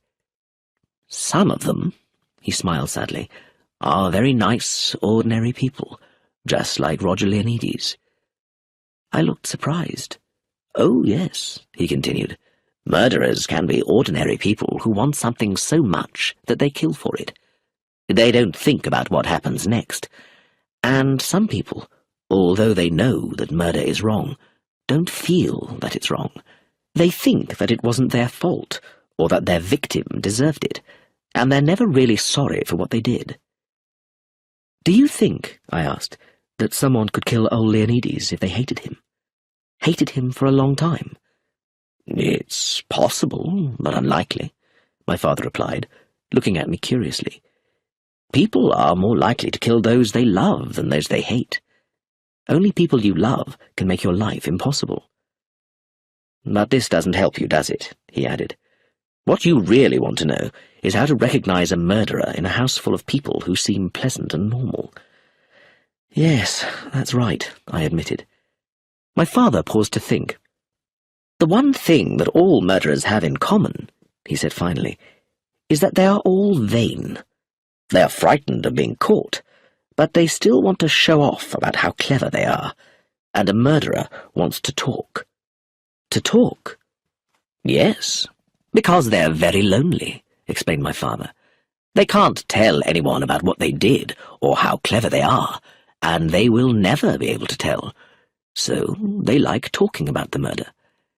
I think, Charles, that you should go back to Three Gables and get everyone to talk to you. Everyone in the family, guilty or innocent, will talk to you, because they can say things to you that they can't say to each other, and if the murderer talks, he or she might make a mistake and say too much. I told him then what Sophia had said about how the family was ruthless in different ways. He was very interested. "Yes," he said, "most families have a weakness, and it sounds as if both the de Havilland family and the Leonides family have a different kind of weakness. But I wouldn't worry too much about that, Charles. The best thing to do is to go and talk to them all. Only the truth can help you, and your Sophia." As I went out of the room, he added, "And look after the child, Josephine. We don't want anything to happen to her." I stared at him. "Come on, Charles, think," he said. "There's a murderer in that house, and Josephine seems to know everything that happens there." "She certainly knew all about Roger," I agreed, "and her story about what she overheard seems to be correct." "Yes," said my father. "A child's evidence is usually very reliable, even if we can't often use it in court. But children like to show off. If you want Josephine to tell you anything else, don't ask her questions. Instead, pretend that you think she doesn't know anything. But take care of her," he added. "It's possible that she knows too much." Chapter 13. As I went back to the Crooked House, as I called it in my own mind, I felt slightly guilty. I hadn't told my father and Chief Inspector Taverner what Josephine had said about Brenda Leonides and Lawrence Brown writing love letters to each other. I told myself that it probably wasn't true. But really, I didn't want to find any evidence against Brenda. I felt sorry for her, surrounded by a family who disliked her so much. And if there were any love letters, Taverner would soon find them. And perhaps Josephine was wrong. Though, when I remembered the intelligence in her small black eyes, I doubted it. I had phoned Sophia earlier. "Please come, Charles," she had said. "The police keep searching the house, and we're all very nervous. I'll go crazy if I can't talk to someone." There was no one in sight as I drove up to the front door, which was open. As I stood there, wondering whether to ring the bell or to walk in, I heard a noise behind me. I turned my head and saw Josephine standing by the hedge eating a large apple and looking at me. "Hello, Josephine," I said. She didn't answer and disappeared behind the hedge. When I followed, I found her sitting on a wooden seat, swinging her legs. She looked at me coldly and didn't speak. "Why wouldn't you speak to me when I said hello?" I asked. "I didn't want to," said Josephine, still eating her apple. "Why not?" "You sneaked to the police about Uncle Roger," she said. "Oh," I said. "But it's all right, Josephine. The police know that Roger didn't steal any money or do anything wrong." Josephine looked at me as if I was stupid. "I wasn't worrying about Uncle Roger," she said. "But surely you know that in detective stories you never tell the police until the end." "Oh, I see," I said. "I'm sorry, Josephine. I'm really very sorry." "So you should be," she replied. "I trusted you." I said I was sorry again, and Josephine seemed to forgive me. She continued eating her apple. "But the police would have found out anyway," I said. "Because Uncle Roger will be bankrupt." As usual, Josephine knew what was going on. "Father and Mother and Uncle Roger and Aunt Edith are going to talk about it tonight. Aunt Edith wants to give Uncle Roger all her money, though she hasn't got it yet, but Father won't." Again, I was impressed by how much she knew. "Josephine," I said, "you told me that you were almost sure who the murderer was." "Well?" "Who is it?" I asked. I promise I won't tell Inspector Taverner." "I want a few more clues first," said Josephine, throwing away what was left of her apple. "And I wouldn't tell you anyway." "Then will you tell me more about the letters?" I asked. "What letters?" "The letters you said Lawrence Brown and Brenda wrote to each other." "I made that up," said Josephine. "I often make things up. It amuses me." I stared at her, and she stared back. Somewhere, not very far away, a twig snapped with a sudden noise. Rather late, I remembered my father's advice. "Oh, well," I said, "it's only a game for you. You don't really know anything." Josephine looked at me angrily, but she kept her mouth firmly shut. I got up. "I must go and find Sophia now," I said. "Come along." "I'm staying here," said Josephine. "No, you're not," I insisted, pulling her to her feet. "You're coming in with me." Josephine seemed surprised, but decided to come in with me, probably to see how the family behaved when I arrived. It wasn't until I walked through the front door that I realized why I hadn't wanted Josephine to stay outside. It was because of the sudden snapping of a twig. Chapter 14. I heard voices coming from the big drawing room, but I didn't go in. Instead, I walked down the corridor towards the kitchen and pushed open the door. There, I found Nanny, a large, cheerful old woman. I knew she had worked for the family for many years, looking after the children. "It's Mr. Charles, isn't it?" she said. "Come in and have a cup of tea." I sat down in the big, comfortable kitchen, and Nanny brought me a cup of tea and 2 sweet biscuits. I felt like a small child again. I felt that I was safe, and that everything was all right because Nanny was there. "Miss Sophia will be glad you're here," said Nanny. "She's be getting rather overexcited." At that moment, the door opened with a rush, and Sophia came in. "Oh, Charles," she said. "Oh, Nanny, I'm so glad he's here." "I know you are, dear." Nanny smiled to herself and went into the room next door and shut the door behind her. I put my arms round Sophia. "Dearest," I said, "you're shaking. What's the matter?" "I'm frightened, Charles," said Sophia. "I'm frightened. Someone in this house, someone I see and speak to every day, is a murderer. If only I knew who it was." I didn't know what to say. I wished I could take her home with me, away from this house. "And the worst thing is," she whispered, "is that we may never know." I knew she was right, and that we might never know who poisoned Aristide Leonides. And then I remembered something I'd wanted to ask her.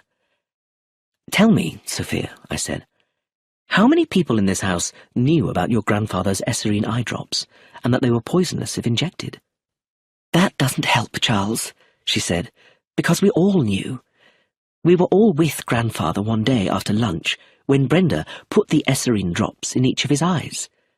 Josephine asked why it said not to be taken on the bottle of eye drops, and grandfather smiled and said, 'If Brenda made a mistake and injected me with eye drops instead of insulin, I would probably stop breathing and die because my heart isn't very strong.' Josephine said, 'Ooh.' We were all listening. We all heard him say it." So Aristide Leonides had actually told the murderer exactly how to kill him. I took a deep breath. Sophia seemed to know what I was thinking and said, "Yes, it's rather horrible, isn't it?" Just then, Nanny came back into the kitchen. She must have overheard what we were saying. "I think you should forget about such horrible things as murder," she said. "Leave it to the police. It's their business, not yours." "But, Nanny, don't you realize that someone in this house is a murderer?" said Sophia. "Nonsense," replied Nanny. "The front door is open all the time. Anyone could get into this house." She again went into the room next door. "Come on, Charles," said Sophia. "Let's go to the drawing room. There's a family meeting about Roger's business affairs. If you're going to marry me, you need to see what my family is really like." In the drawing room, all the family were there, except Brenda and Josephine. Philip's face looked cold and serious, while Roger's face was red and he looked annoyed. Clemency, who was looking at the paintings on the wall, looked calm and cool, and Edith was sitting up very straight doing some knitting. Magda and Eustace, both so good-looking, sat together on the sofa. Eustace's handsome face was unhappy. As Sophia and I came in, everyone stopped talking and looked at us. Philip frowned. "Sophia, this is a private family meeting," he said coldly.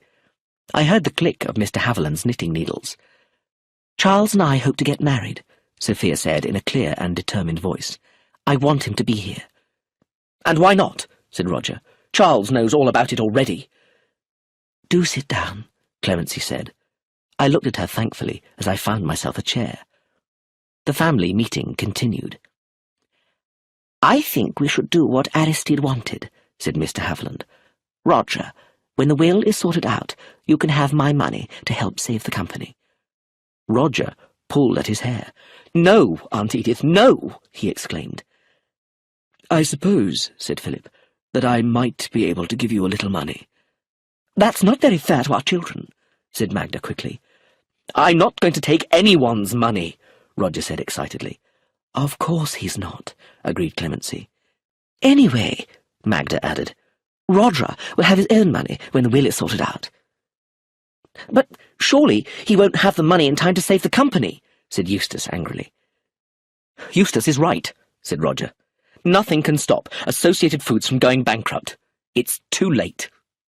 He sounded almost pleased.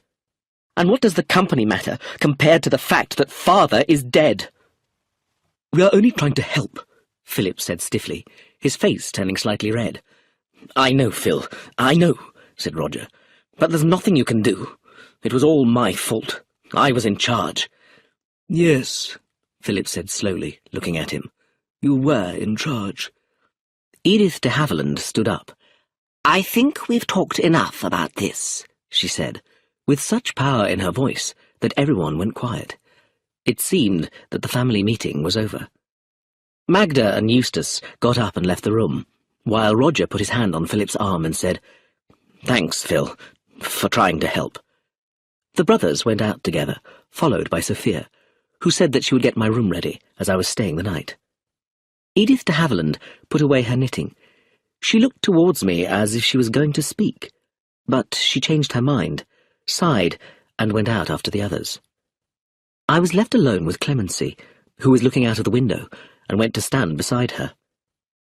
I'm glad that's over, she said. Magda arranged it all, just like a play. Act 2, the family meeting. There was nothing really to discuss. She sounded pleased about it rather than sad. Don't you understand? She asked. We're free, at last. Roger has been unhappy for years. He was never any good at business, and it broke his heart because he failed his father. Roger loved his father a great deal. They all did. Clemency turned to look at me. It's ridiculous to think that Roger would have killed his father, especially for money. Roger was actually glad when he knew the company would go bankrupt. He was looking forward to our new life. Where were you going? I asked.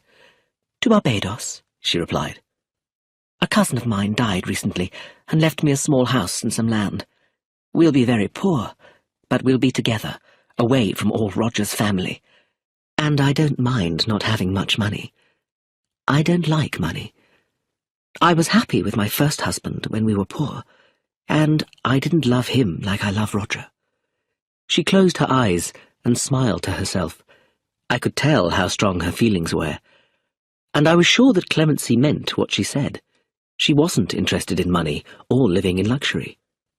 Are you still going to Barbados? I asked. Oh, yes, as soon as the police will let us. When everything has been sorted out, we can leave. I hope it doesn't take too long.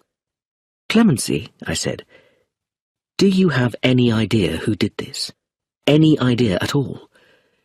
She gave me a strange look, and when she spoke, her voice sounded stiff and awkward.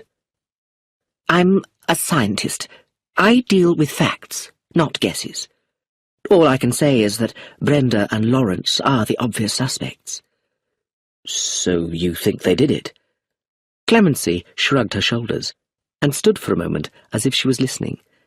Then she went out of the room, passing Edith de Havilland on the way. Edith came straight over to me. I want to talk to you, she said, about Philip. I hope you didn't get the wrong idea about him. Philip is rather difficult to understand. He may seem cold, but he isn't really. I didn't really think, I began. She didn't let me speak. Philip is really a dear, when you understand him. You see, Aristide loved all his children dearly, but Roger, the oldest, was his true favourite. And I think Philip felt it, and though he always hides his feelings, he suffered, as children do. He's always been jealous of Roger, even if he doesn't realise it himself. So do you think that Philip is secretly pleased that Roger's company has failed? Yes, said Mr. Havilland. I do think that. and it upset me that Philip didn't want to help Roger straight away. Why should he? I said. Roger is a grown man with no children to think about. If he was ill or very poor, his family would help. But I'm sure Roger would prefer to start a new life without their help. Yes, I'm sure he would, said Mr. Haviland, and so would Clemency. She looked at me.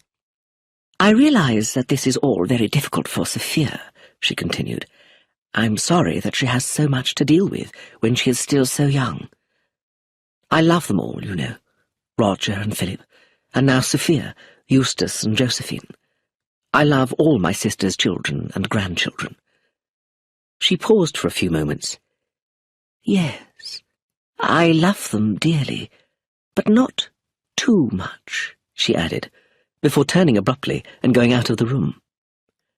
I had the feeling that her last remark was important, but I did not understand it. Chapter 15. Your room's ready, said Sophia. We stood together, looking out of the window at the grey and windy garden.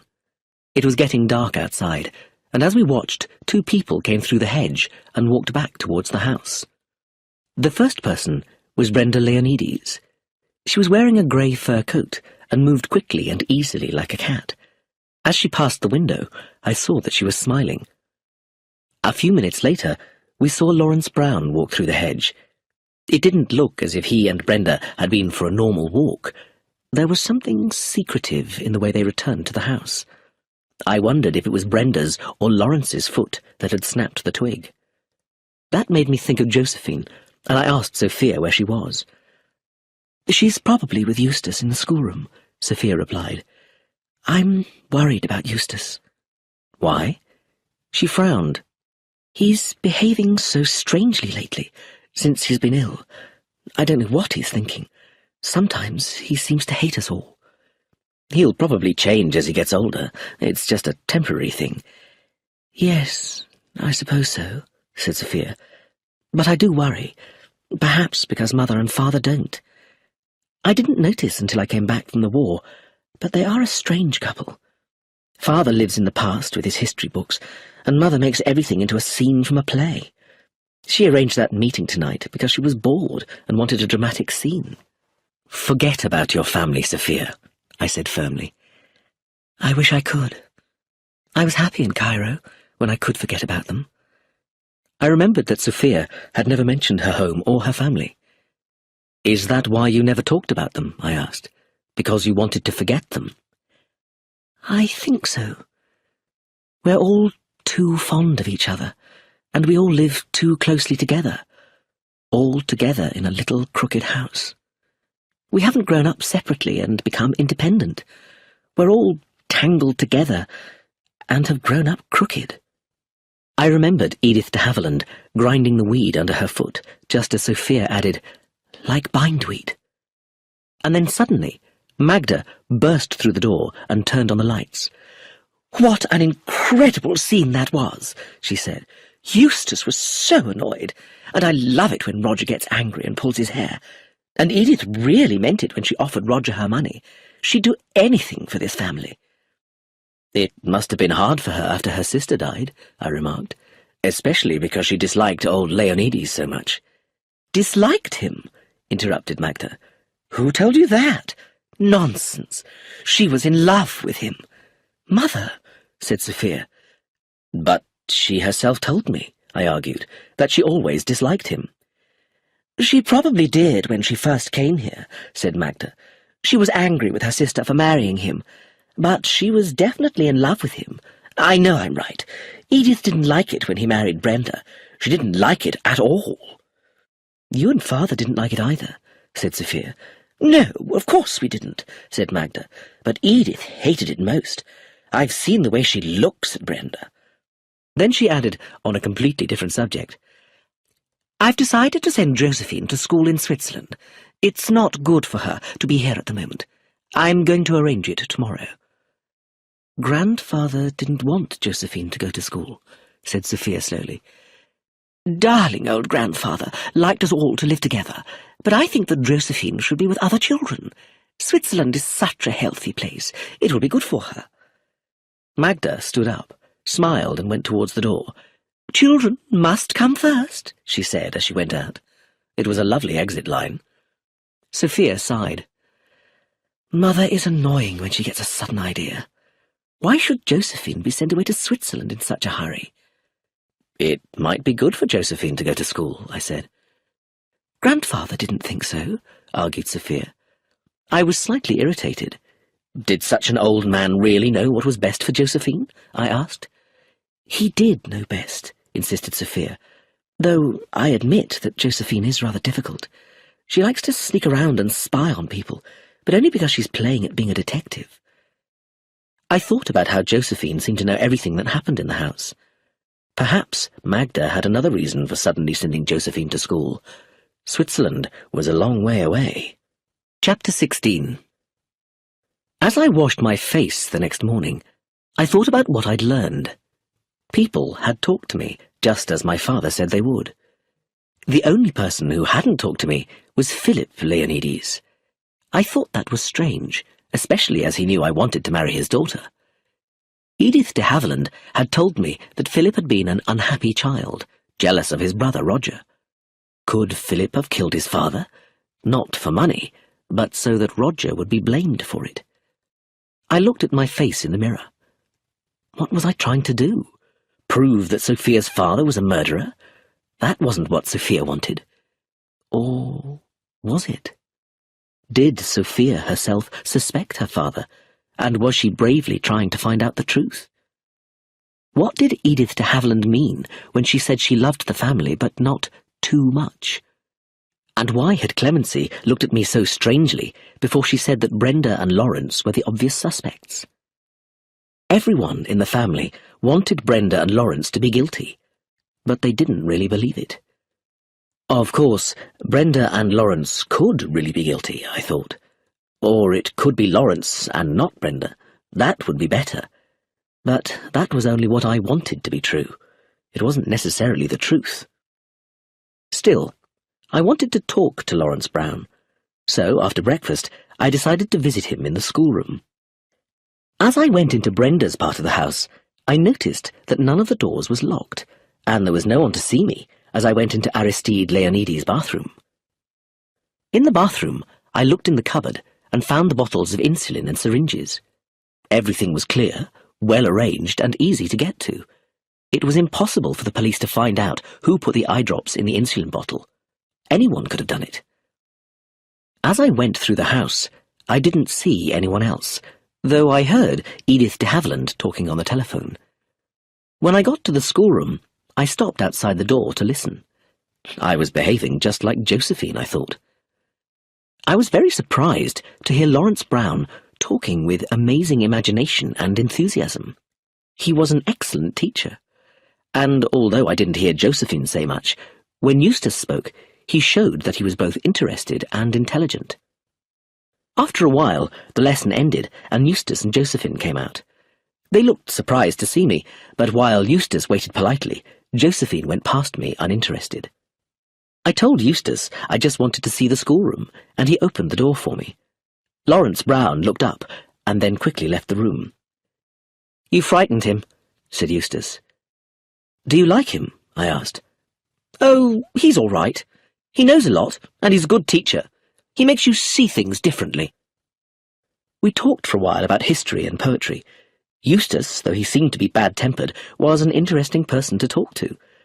I soon realized that he was bad-tempered because of his illness, which had been frightening and difficult for him.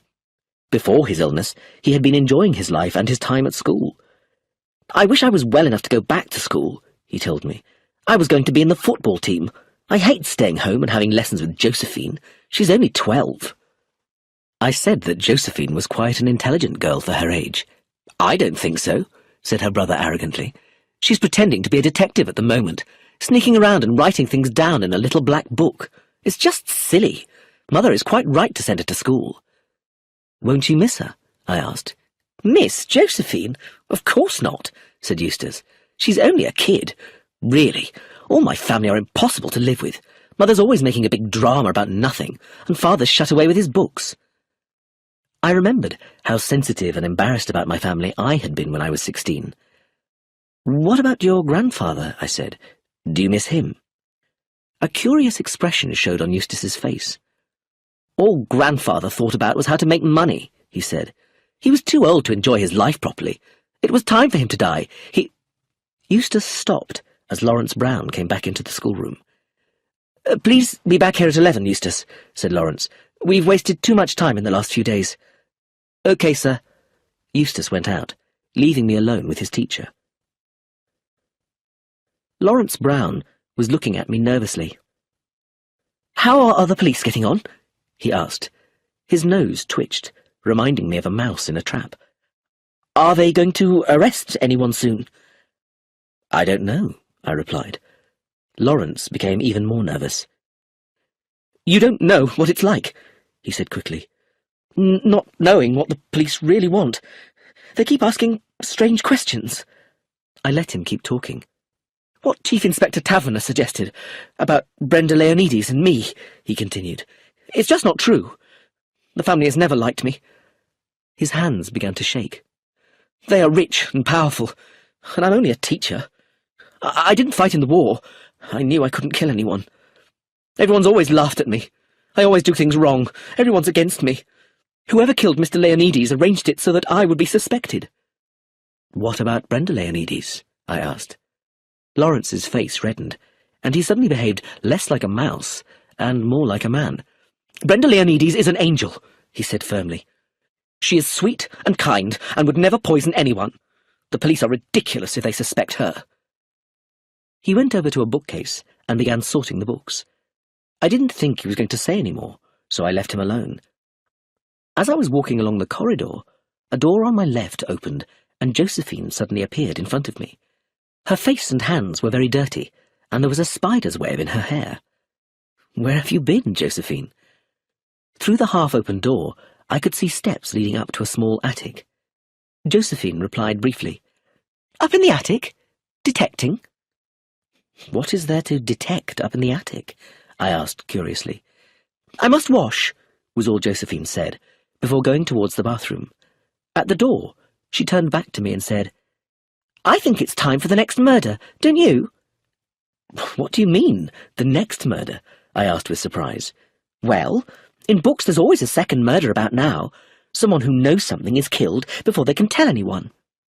"You read too many detective stories, Josephine," I said. "Real life isn't like that." The only answer I got was the sound of water from a tap, so I left Josephine to wash. As I went back to the other part of the house, Brenda came out through the drawing-room door and put her hand on my arm. "Well?" she asked, looking up at my face. I shook my head. "I don't have any news." "I'm so frightened," she said. "Charles, I'm so frightened." Her fear was very real. I could feel it. She was so alone. I wanted to help her, to make her feel safe, but there was nothing I could do or say. I suddenly felt that Sophia was watching me, and remembered her saying, "Yes, Brenda does seem to get on well with men." "The inquest is tomorrow," Brenda said, "and I'm sure there'll be newspaper reporters there." "Just don't talk to them," I said. "Perhaps you should get a lawyer, Brenda, to look after your interests and advise you what to say and do. You see," I added, "you're very much alone." Her hand held my arm more closely. "Yes," she said, "you do understand, Charles, and you have helped." I went downstairs feeling warm and satisfied.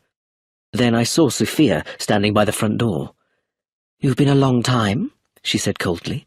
"Your father telephoned. He wants you to go back to London." "Did he say why?" Sophia shook her head. Her eyes were anxious. "Don't worry, darling," I said, putting my arm around her. "I'll soon be back." Chapter 17. When I arrived at his office at Scotland Yard, I found my father talking to Chief Inspector Taverner and Mr. Gateskill, the lawyer, who seemed a little upset. "Oh, hello, Charles," said my father as I came in. "Something rather surprising has happened." "Surprising?" exclaimed Mr. Gateskill. "This morning," continued my father, "Mr. Gateskill received a letter from someone called Mr. Agrodopoulos, who is an old friend of Aristide Leonides. In with the letter was Aristide Leonides' will. Mr. Leonides had asked Mr. Agrodopoulos to send the will to Mr. Gateskill after his death. "I have been Mr. Leonides' lawyer for over 40 years, said Mr. Gateskill. "Why didn't he trust me?" He was obviously upset. When Mr. Gateskill opened the will, my father added, he decided that we should see it at once. "It's not the same will that I prepared," said Mr. Gateskill. "Mr. Leonides wrote it himself. A very unprofessional thing to do." This was all very interesting, but I didn't understand why I was involved. "Is the will different?" I asked. "I mean, is the money left to someone else?" My father was looking at me. Chief Inspector Taverner was very carefully not looking at me. I felt slightly uneasy. I looked at Mr. Gateskill. "Am I right," he said, "in saying that you are going to marry Miss Sophia Leonides?" "I hope to marry her," I said, "but she doesn't want to become engaged at the moment." "In this will," said Mr. Gateskill, "Aristide Leonides leaves his wife £100,000 and everything else to his granddaughter, Sophia Leonides." I gasped. I hadn't expected this. "But why did he leave everything to Sophia?" I asked. "Mr. Leonides explained his reasons in this letter, which was with the will," said my father, handing me the letter to read. "Dear Gateskill, I am sorry that I have behaved so secretly. Let me explain why. I have always believed that in a family there is one strong character who looks after everyone else. In my family, I was that person, and I have been lucky enough to live a long time and take care of my children and grandchildren. But when I die, someone else must take care of the family. After much thought, I have decided that neither of my sons is the right person to do this. My dearly loved son, Roger, has no business sense and has poor judgment. My son, Philip, is too unsure of himself and is hiding from life. Eustace, my grandson, is very young, and I do not think that he has enough sense and self-control. Only my granddaughter, Sophia, has intelligence, good judgment, and courage, and is fair and generous. I believe she is the best person to take care of the family, including my sister-in-law, Edith de Havilland, to whom I am very grateful for her lifelong care of my children and grandchildren. Now, I must explain why I kept my decision secret from you. I thought it best not to tell the family I was leaving everything to Sophia. I asked you to prepare a will, which I read out to all my family.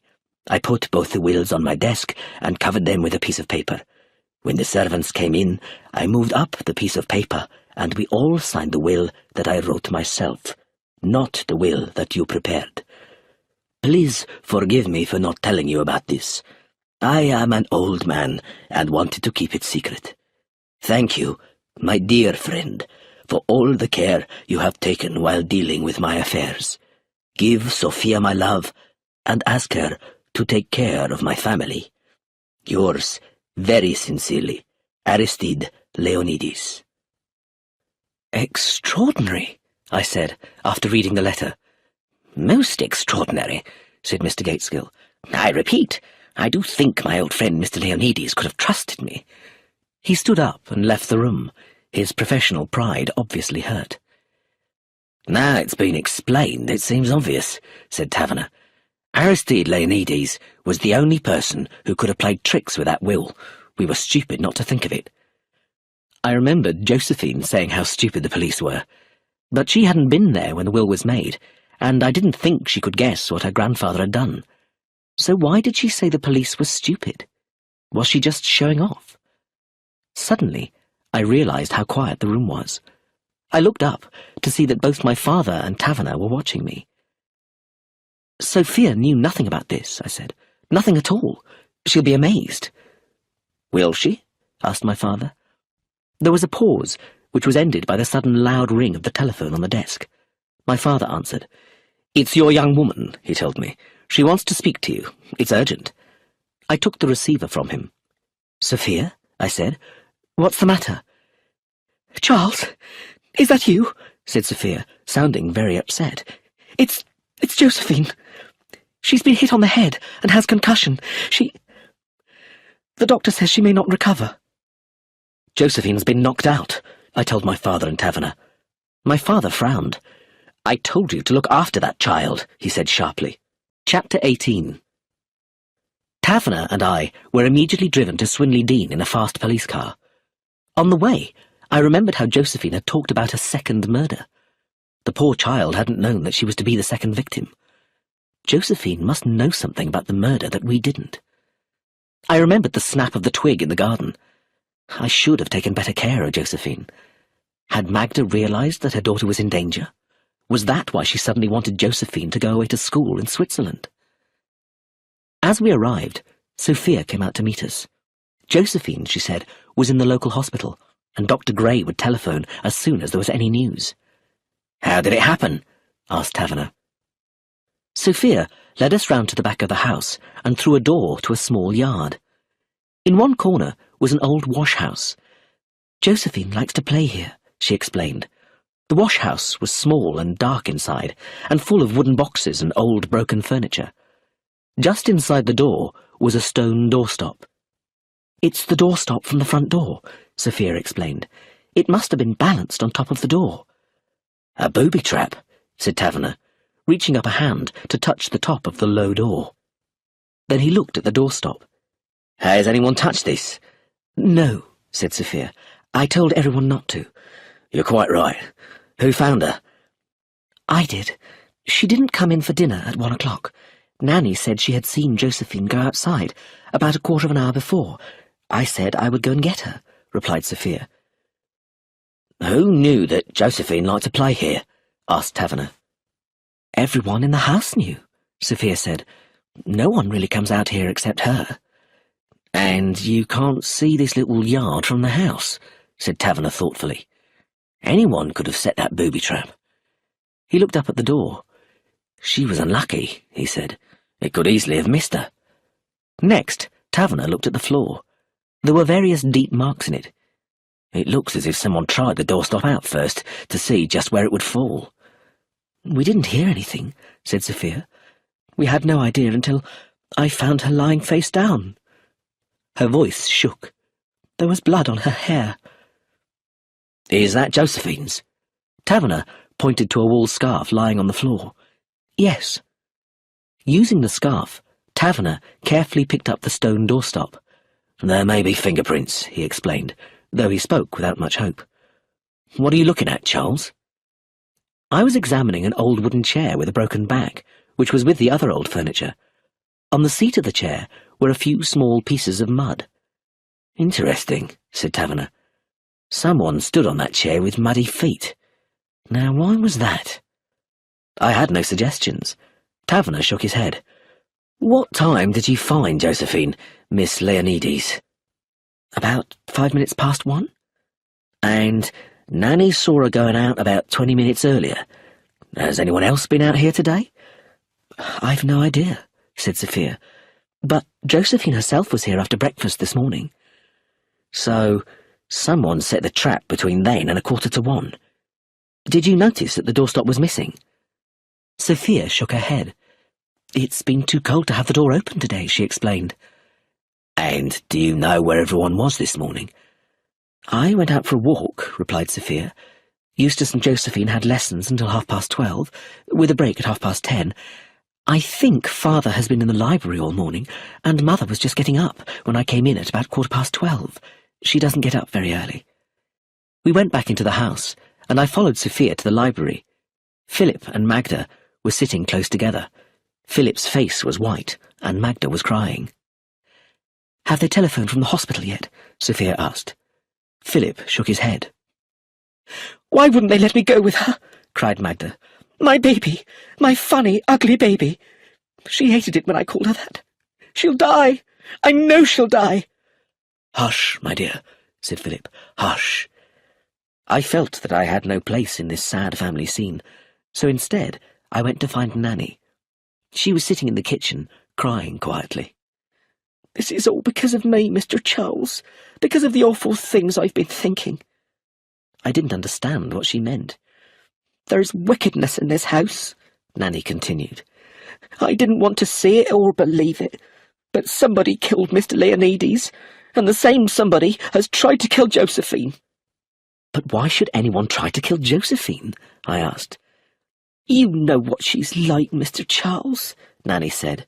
She always wants to know things and find out things. You see, she was always a very ordinary little girl, not good-looking like her brother and sister. Her mother sometimes ignored her and said she was ugly. Josephine hated that, and it had a bad effect on her. She started sneaking around and spying on people, but that isn't safe when there's a poisoner about. I murmured in agreement, and then I remembered something. Do you know where Josephine kept her little black book, where she wrote things down? I asked Nanny. I've no idea, Mr. Charles. It wasn't with her when she was found. Had someone taken Josephine's notebook, or had she hidden it in her own room? I thought I would go and look. I went upstairs and stopped. I didn't know where Josephine's room was, but then I heard Taverner calling me. "Come in here," he said. "I'm in the girls' room. It's a real mess." The small room was indeed a mess. Drawers had been pulled out, and their contents thrown on the floor. Everything had been pulled off the small bed. The chairs had been turned upside down, and the pictures taken down from the wall. Someone had been looking for something. Did anyone hear or see anything? I asked. "It seems not," said Taverner. "I've checked, and anyone in the house could have done this, and set the booby trap. It could have been Philip, Magda, Nanny, or your girl, Sophia. Brenda was alone all morning. Lawrence Brown and Eustace had a half-hour break from lessons, and Mr. Haviland was in the garden alone. Roger was in his study, and even Clemency didn't go to work today. I've no idea who it was, or what they were looking for." I suddenly remembered where I had seen Josephine last. "Wait," I said, and ran out of the room and up the stairs to the attic where Josephine had been detecting. It was dark, and the ceilings were low, but it was a good place to hide things, I thought, as I started to search properly. Indeed, it didn't take me long to find a packet of letters wrapped in brown paper. I read the first letter. "Oh, Lawrence, my darling, my dear love, I'm sure everything will be all right. Aristide has been so good to me. I don't want him to suffer, but there can't be any pleasure in living when you're over 80. Soon we shall be together for always. How wonderful it will be when I can call you my dear, dear husband. I love you, love you, love you." I grimly went downstairs and gave Taverner the letters. This might be what someone was looking for, I told him. Taverner looked through the letters and read a few lines. Then he looked up at me with a satisfied expression on his face. "So, it was them," he said quietly. "Brenda Leonides and Lawrence Brown. It was them the whole time." Chapter 19. From the moment I found the letters, all the sympathy and pity I had felt for Brenda Leonides disappeared completely. She had lied to me and had tried to kill Josephine. "But I think it was Lawrence Brown who set that booby trap," said Taverner. "That explains what puzzled me about it. Josephine had the letters, but the murderer couldn't find them, so he tried to kill her. But why didn't he just hit Josephine on the head himself? Putting a stone doorstop on top of a door is stupid. It could have missed or not hurt Josephine at all, so why do it?" "Well," I said, "what's the answer?" "At first, I thought it was to fit in with someone's alibi. But no one has an alibi. But if it was Lawrence Brown, it all makes sense. He doesn't like violence, and he couldn't hit Josephine himself. With the booby trap, he didn't have to see it happen." "Yes, I see," I said slowly. "It's just like putting the esserine in the insulin bottle." "Exactly." "Do you think Brenda knew?" I asked. "I don't think she helped set the booby trap," said Taverner. "But I think the esserine was her idea, even if she made Lawrence Brown do it himself. And with these letters, there's a clear case against both of them." He looked at me. "So, how does it feel to be marrying a very rich girl?" he asked. I'd forgotten about the will. "Sophia doesn't know yet," I said. "Do you want me to tell her?" "Mr. Gateskill is going to tell everyone tomorrow after the inquest," said Taverner. "I wonder what the family will say." Chapter 20. Nothing unusual happened at the inquest, because the police had said that they needed more time to collect the evidence. We were all feeling more cheerful, however, because we'd heard from the hospital that Josephine was not as badly hurt as we thought, and she was getting better quickly. She wasn't allowed any visitors at the moment, not even her mother. "Particularly not her mother," murmured Sophia. "I made that quite clear to Dr. Gray. Mother would only make a big dramatic scene, which isn't good for someone who's been hit on the head." "You think of everything, don't you, darling?" I said. Aristide Leonides had been right to choose Sophia, I thought. She was already taking care of the family. After the inquest, Mr. Gateskill came back to Three Gables and made his important announcement. He read Aristide Leonides' letter and then the will itself. It was very interesting to watch. I was just sorry I couldn't watch everyone at the same time. Philip's mouth was shut tightly, and he didn't speak. Magda, however, spoke as soon as Mr. Gateskill finished. "Darling Sophia," she said. "How extraordinary! How romantic! But poor darling Roger. Now he doesn't have the money to save the company. Sophia, you must help Roger." "No," said Clemency. "We don't want anything." Roger stepped forward clumsily. "We don't want any money," he said, holding Sophia's hands. "Clemency and I are going to Barbados to live a quiet life." He smiled. "But if I ever need anything, I'll ask the head of the family." "But, Roger, you can't just go bankrupt and leave the country," said Edith de Havilland. "It makes the family and Sophia look bad, as if we didn't try to help you." Roger put his arms round his aunt and hugged her. "Aunt Edith," he said, "you are a darling, but you don't understand what Clemency and I want." "None of you," added Clemency, annoyed, "understands Roger. You never have, and you never will. Come on, Roger." They left the room as Mr. Gateskill pretended to sort his papers. It was clear that he deeply disliked such family dramas. When I looked at Sophia herself, she was standing up straight and her eyes were calm. She had just inherited an enormous fortune, but my first thought was that now she was alone, separate from the rest of her family. Her grandfather had believed that she was strong enough to be responsible for everyone else, but just then I felt very sorry for her. "Congratulations, Sophia," said Mr. Gateskill. "You are a very rich woman. If you wish to discuss anything else, I'll be very happy to advise you." "What about Roger?" insisted Edith de Havilland. "Roger," said Mr. Gateskill quickly, "must look after himself. He's a grown man, and he'll never be a successful businessman." He looked at Sophia. "If you save Associated Foods from bankruptcy, Roger is the wrong man to manage it." "I'm not going to save Associated Foods from bankruptcy," said Sophia clearly. "It would be a stupid thing to do." Mr. Gateskill looked at her and smiled to himself. Then he said goodbye and left the family alone together. Everyone was silent for a moment, before Philip stood up. "I must get back to the library," he said. "I have wasted a lot of time." "Father?" Sophia spoke uncertainly. She stepped back as Philip looked at her coldly. "I won't congratulate you," he said. "I am too shocked and humiliated that my father has ignored my lifelong devotion to him. Yes, devotion." For the first time, his emotions broke through. "How could he do this to me?" he exclaimed. "He was always unfair to me. Always." "Oh, Philip," cried Edith de Havilland, "please don't think that." "He never cared for me," said Philip, in a rough, low voice.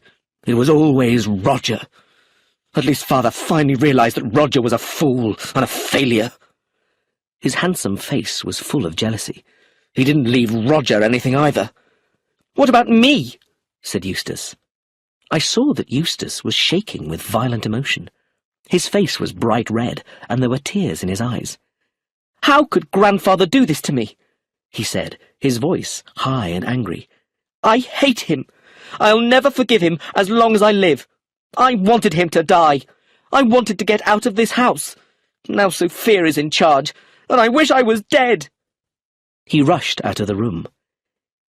"He has no self-control," said Edith de Havilland quietly. "I know just how Eustace feels," said Magda. "The poor darling! I must go after him. Now, Magda." Edith hurried after her. Sophia stayed behind, looking at her father, but Philip again looked at her coldly, quite in control of himself once more.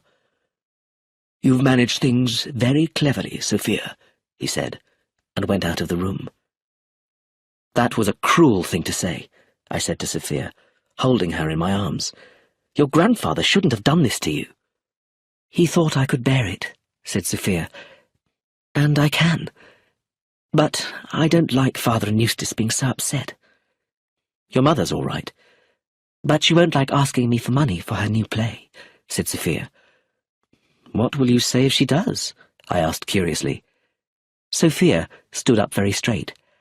"I'll say no," she said.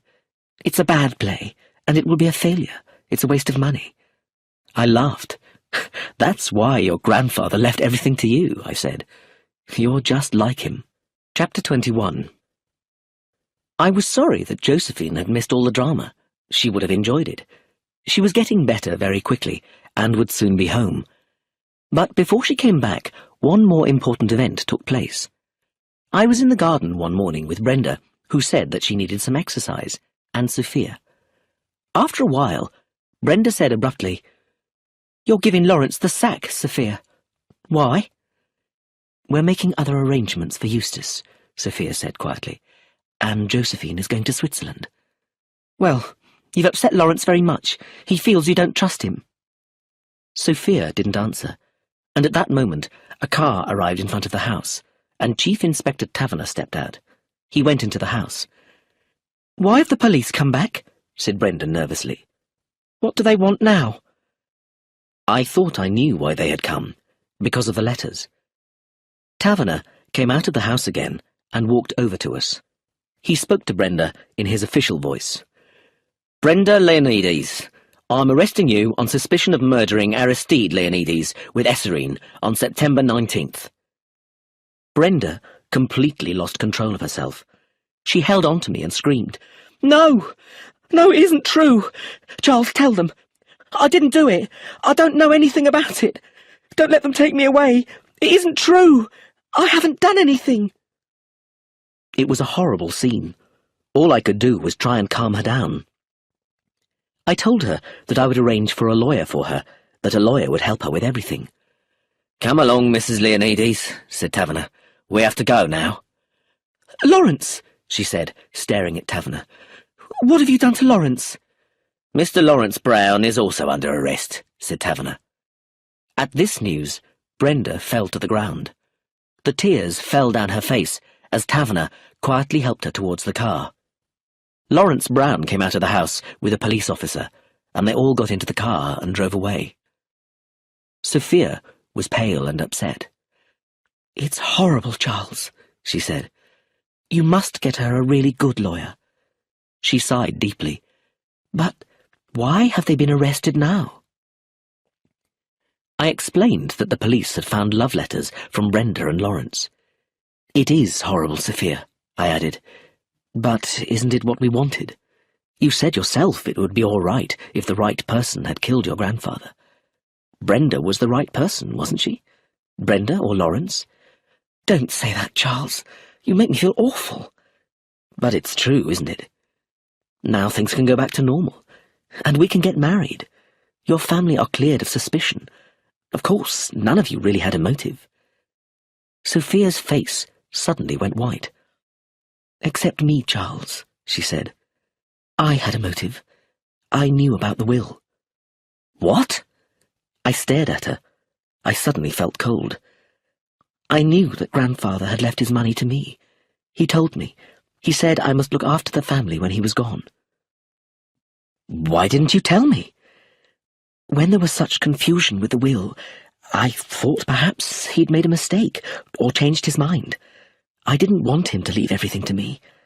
I was afraid." "Afraid?" I said. "Why?" Because of the murder." So Sophia had been afraid that she would be suspected of murder. I understood now why she had refused to be engaged to me, and why she had desperately wanted to know the truth. As we walked back towards the house, I suddenly remembered something Sophia had said, that she supposed she could murder someone, but only for something really important. Chapter 22. Before we reached the house, we met Roger and Clemency. "Hello, you two," said Roger. "I see the police have arrested that horrible woman and her boyfriend at last. I hope they're both hanged." Clemency frowned. "Don't be so cruel, Roger," she said. "Cruel?" said Roger. "Rubbish. They poisoned a helpless old man. I loved my father, don't you understand? I loved him." "I know, Roger, I know," said Clemency. We went towards the house. Roger and Sophia walked ahead, and I walked behind with Clemency.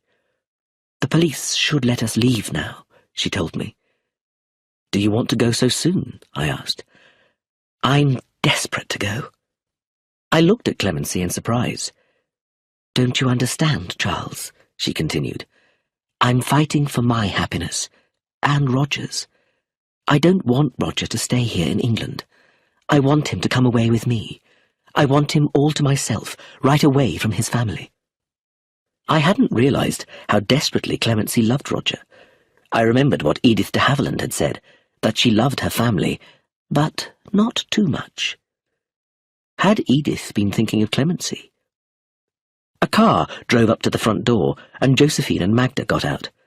Apart from the bandage round her head, Josephine looked very well. "I want to look at the fish in the lake," she said.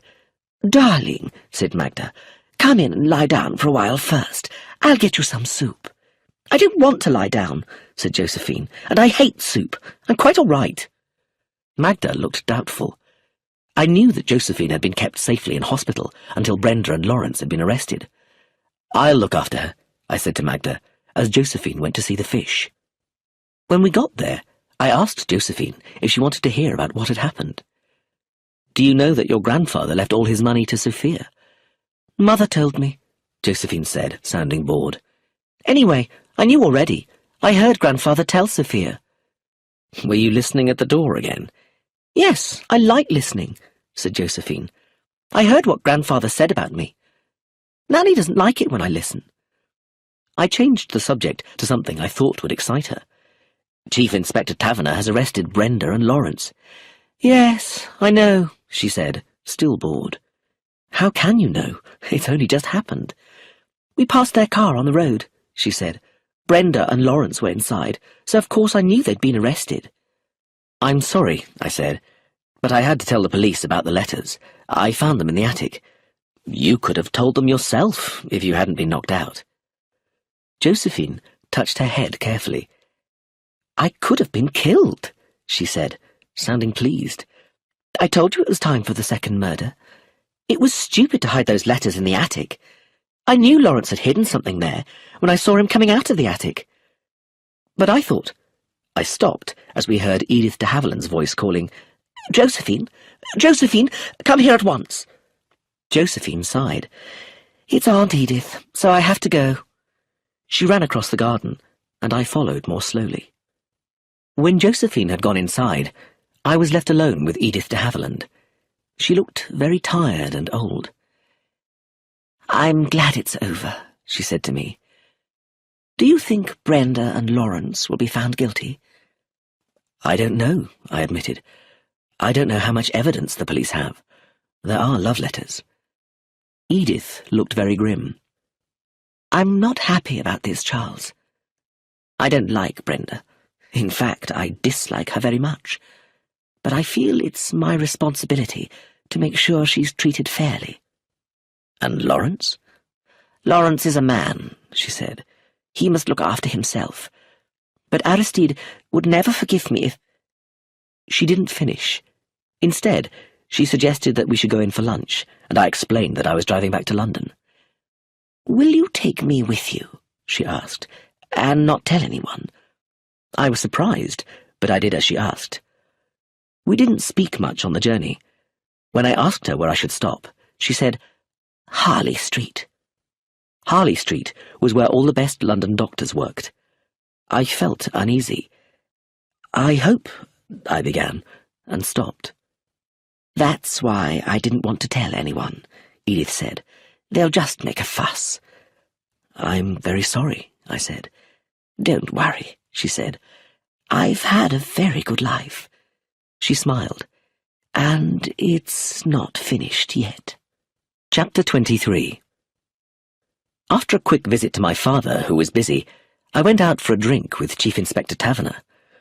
"Well," he said, "the case is over at last." But he didn't sound very happy about it. "Do you think Brenda and Lawrence will be found guilty?" I asked him. "It's impossible to say," he replied. "There's no proof, and no definite or direct evidence against them. It's the same in a lot of murder cases." "What about the letters?" "The letters say things like, 'It won't be long now,' but they never mention poison. They could argue that all they meant was that Aristide Leonidas was so old he was sure to die soon." "And what do you think? Are they guilty?" I asked. He looked at me with no expression on his face. "I don't think anything, Charles. I've done my duty, and it's been decided to send them to trial." That's how I knew that Taverner wasn't satisfied. A few days later, I talked to my father about the case. Like Taverner, he said that there was enough evidence against Brenda and Lawrence to send them to trial. "That's not what I'm talking about," I said. "With your experience, do you think they're guilty?" "To be honest with you, Charles, I just don't know. They could be guilty, but I'm just not sure, and I wish I was." We were silent for a while before my father said, "So tell me, Charles, what do you think? Do you think that one of the Leonidas family is the real murderer?" "Yes, I do," I finally admitted, "because that's what they think themselves." "Do they?" said my father. "That's very interesting." "Only Roger is sure it's Brenda," I continued. "The others don't think so." "So, who do you think it is?" my father asked quietly. "Sophia?" "No, of course not, no." "But you're not completely sure, are you?" said my father. "Even if you won't admit it. What about the others?" "I can think of reasons, though not always good reasons, why they all could have killed Aristide Leonidas," I said. "Philip has always been very jealous of Roger, and he could have poisoned his father to make sure that Roger's company went bankrupt.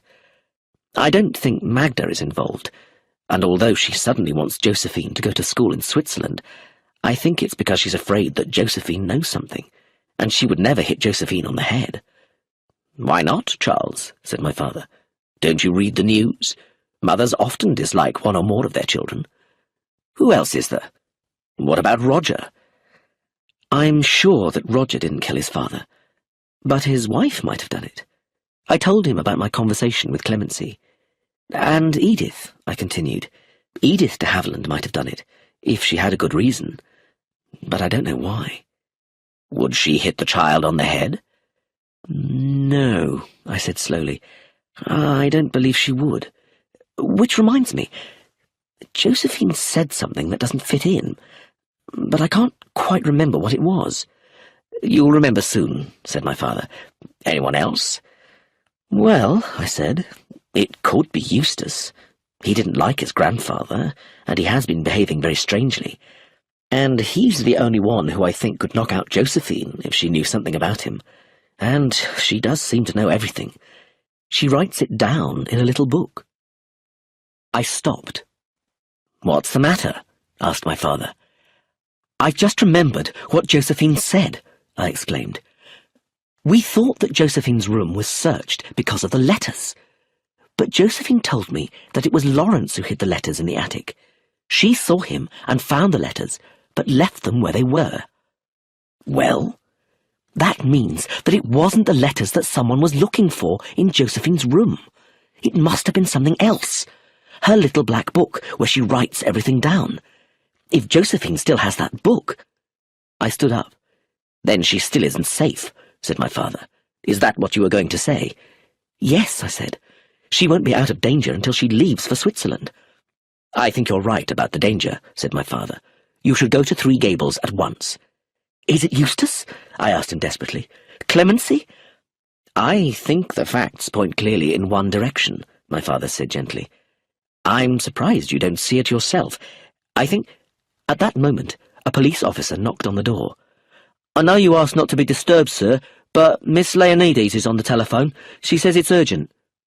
I quickly picked up the telephone and heard Sophia's voice say desperately, Charles, it isn't over. The murderer is still here. What's wrong, Sophia?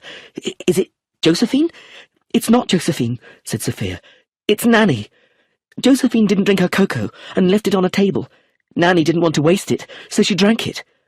Poor Nanny. Is she very ill? Oh, Charles, said Sophia. She's dead. Chapter 24. It was like a terrible dream. Taverner and I drove back quickly to Swinley Dean, just as we had before. On the journey, I kept saying to myself that it hadn't been Brenda and Lawrence. They had fallen in love with each other and written romantic letters, but they hadn't poisoned Aristide Leonides or Nanny. As we went through the front door, I saw a big pile of luggage in the hall. Clemency came down the stairs. You're just in time to say goodbye, Charles, she said. We're leaving tonight. But surely you can't go now, I said with surprise. Nanny is dead. Nanny's death has nothing to do with us, said Clemency. Roger and I were upstairs packing, and we didn't come down at all when Josephine's cocoa was on the hall table. Can you prove that? I said. Roger and I are going away, said Clemency angrily. Why would we want to poison Nanny? You might not have meant to poison Nanny. We wouldn't poison Josephine either. But Josephine knows a lot about people, I said. I stopped as Josephine herself appeared eating an apple. Her eyes shone with excitement. Nanny's been poisoned, she said. Just like Grandfather. It's very exciting, isn't it? Aren't you upset about it? I demanded. Didn't you like Nanny? Not really. She was always telling me not to do things. Do you like anybody, Josephine? Asked Clemency. I love Aunt Edith, Josephine said. I love her very much. And I could love Eustace if he let me, but he's so horrible to me. I won't tell him what I found out, that now I know. There was a moment's silence. Josephine stared at Clemency. I heard a noise from behind one of the doors, but when I opened it, there was no one there. I felt uneasy. As Edith de Havilland came down the stairs, I took hold of Josephine's arm and led her firmly into an empty room. I made her sit down in a chair while I sat opposite her. Now, Josephine, I said, we're going to have a talk. What exactly do you know? Do you know who poisoned your cocoa? Josephine nodded. And you know who poisoned your grandfather? Josephine nodded again. And who knocked you on the head? Again, Josephine nodded. Then you're going to tell me everything, now, and then we'll tell the police. I won't, said Josephine. I won't tell the police anything. They're stupid. They thought Brenda and Lawrence did it. I didn't think so, so I made a test, and now I know I'm right. She sounded very pleased with herself. I tried hard to be patient.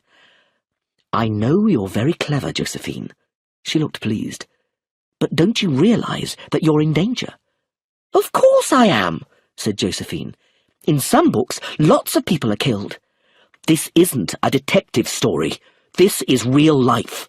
You must tell me what you know. You don't understand, said Josephine. I might not want to tell. I might be fond of the person. She paused. And if I do tell, she continued, I'll do it properly, with everybody sitting together.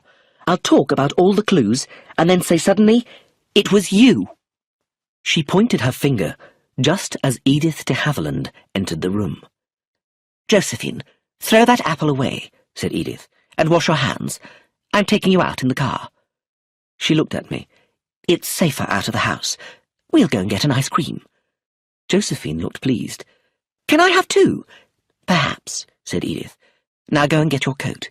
It's cold outside today. Charles, can you go with her? I must quickly write a few letters. She sat down at the desk, and I went upstairs with Josephine. Sophia came into the room, looking pale and nervous, as Josephine was getting ready. Charles, she said with surprise. I didn't know you were here. I'm going out with Aunt Edith, said Josephine importantly. We're going to have ice creams. Sophia frowned as we went back downstairs to find Edith, who was just putting her 2 letters into envelopes. "It's quite a nice day," said Edith. "Cold, but clear." She was silent for a moment, looking down at the letters in her hand. Then she turned and kissed Sophia. "Goodbye, dear," Edith said. "Don't worry too much. Some things just have to be accepted." She and Josephine got into the car and waved to us as they drove off. "I suppose it's better to keep Josephine away for a while," I said, "but she must tell us what she knows." "She probably doesn't know anything," Sophia said. "She's just showing off and making herself look important." "I think it's more than that," I said. "Do they know yet what poison was in the cocoa?" "They think it's Aunt Edith's heart medicine. There was a bottle full of pills, but now it's empty." "Isn't the medicine kept locked up?" "Yes," replied Sophia, "but the key is quite easy to find." "But who was it?" I said. "What do you think, Sophia?" "I don't know," she whispered. "It's like a bad dream. Come outside with me, Charles. It's safer outside. I'm afraid to stay in this house." Chapter 25. We stayed outside in the garden for a long time. We didn't talk about the murders. Instead, Sophia talked fondly about Nanny, the games they had played with her, and the stories she had told them. I think this made Sophia feel better. I wondered what Taverner was doing. More policemen had arrived, and Nanny's body had been taken away. At last, it was almost dark. "We should go inside," said Sophia, with a shiver. "Aunt Edith and Josephine haven't come back yet. Surely they should be back by now." I felt uneasy. What had happened to them? We went inside and had tea with Magda. Philip stayed in the library. Magda didn't speak much, except to ask, "Where are Edith and Josephine? They're out very late." I felt even more uneasy, so I went to speak to Taverner. "The police will let us know if there's any news," I told Sophia, who was alone in the room when I got back. "I'm worried, Charles," she said. "Something must have happened." "It's not really late yet." "She kissed me goodbye," said Sophia, with a strange expression on her face. I didn't understand what she meant. We sat there for a while, pretending to read. It was 6:30 when Taverner opened the door, and his serious face warned us that something was wrong. "I'm sorry," he said. "I have bad news. We found Edith de Havilland's car at the bottom of the nearby stone quarry. Both people inside are dead, killed immediately." "Josephine!" Magda was standing at the door. Her voice rose as she cried, "Josephine, my baby!" Sophia put her arms round her mother. "Wait a moment," I said, as I remembered something. Edith de Havilland had not been carrying any letters when she got into the car. I ran out to the hall and found the letters on the table, half hidden behind a vase. The first letter was addressed to Chief Inspector Taverner, and I stood beside him as he read it. "When you read this letter, I expect I will be dead. I wish to accept full responsibility for the deaths of Nanny and my brother-in-law, Aristide Leonides. I swear that Brenda Leonides and Lawrence Brown are innocent. Dr. Chavas of 783 Harley Street will confirm that I have only a few more months to live. I prefer to end my life in this way and save 2 innocent people from being sent for trial for a murder they did not commit. Edith de Havilland." Sophia, too, read the letter. "Aunt Edith," she whispered. "But why Josephine? Why did she take Josephine with her?" Then, at last, I saw everything clearly. I realized that I was still holding Edith's second letter in my hand. It was addressed to me. I tore the envelope open, and Josephine's little black notebook fell out. I opened it and saw the writing on the first page. "We were wrong, Charles, weren't we?" Sophia whispered. "Aunt Edith didn't do it." "No," I said. "She didn't." "It was Josephine, wasn't it? It was Josephine." Together, we looked down at the first page in the little black notebook. "Today, I killed grandfather. Chapter 26. Afterwards, I wondered how I could have been so blind. The truth was so obvious. Josephine, and only Josephine, was vain and self-important. She had loved to talk about the murder, and about how clever she was, and how stupid the police were. Because she was a child, I had never thought that Josephine could be the murderer. But both murders could easily have been committed by a child. In fact, her grandfather himself had told Josephine exactly what to do, and she read so many detective stories that she would know about fingerprints. She had attacked herself, not really realizing that she could have been killed. There was a clue: the mud on the seat of the old chair. Josephine was the only person who would need to climb up on a chair to balance the heavy stone doorstop on the top of the door. Obviously, it had missed her a few times. The marks in the floor showed that. But she had tried again, using her scarf so she didn't leave any fingerprints. Finally, the doorstop had hit her. We had all thought that Josephine was in danger, just as she wanted. She knew something. She had been attacked. I realized how she had carefully shown me, on purpose, where the attic was, so I found the letters, and she had made the mess in her room herself. But when she came back from hospital, Josephine was unhappy. The case was over. Brenda and Lawrence had been arrested, and she herself wasn't getting much attention. So she stole Edith de Havilland's heart medicine, poisoned her own cocoa, and left the cup on the hall table. Did she know that Nanny would drink it? Possibly. Did Nanny, with a lifetime of experience with children, suspect Josephine? And Edith? Had she suspected too, or had she known? I looked down at the letter in my hand. Dear Charles, this letter is just for you, and for Sophia, if you want to show it to her. I want someone to know the truth. I found Josephine's little notebook hidden in the garden. It confirms what I already suspected. I don't know if what I'm doing is right or wrong, but my life is nearly over, and I don't want Josephine to suffer for what she has done. If I am wrong, I hope I can be forgiven. I did it out of love. Bless you both, Edith de Havilland. I gave the letter to Sophia, and when she had read it, we opened Josephine's little black notebook.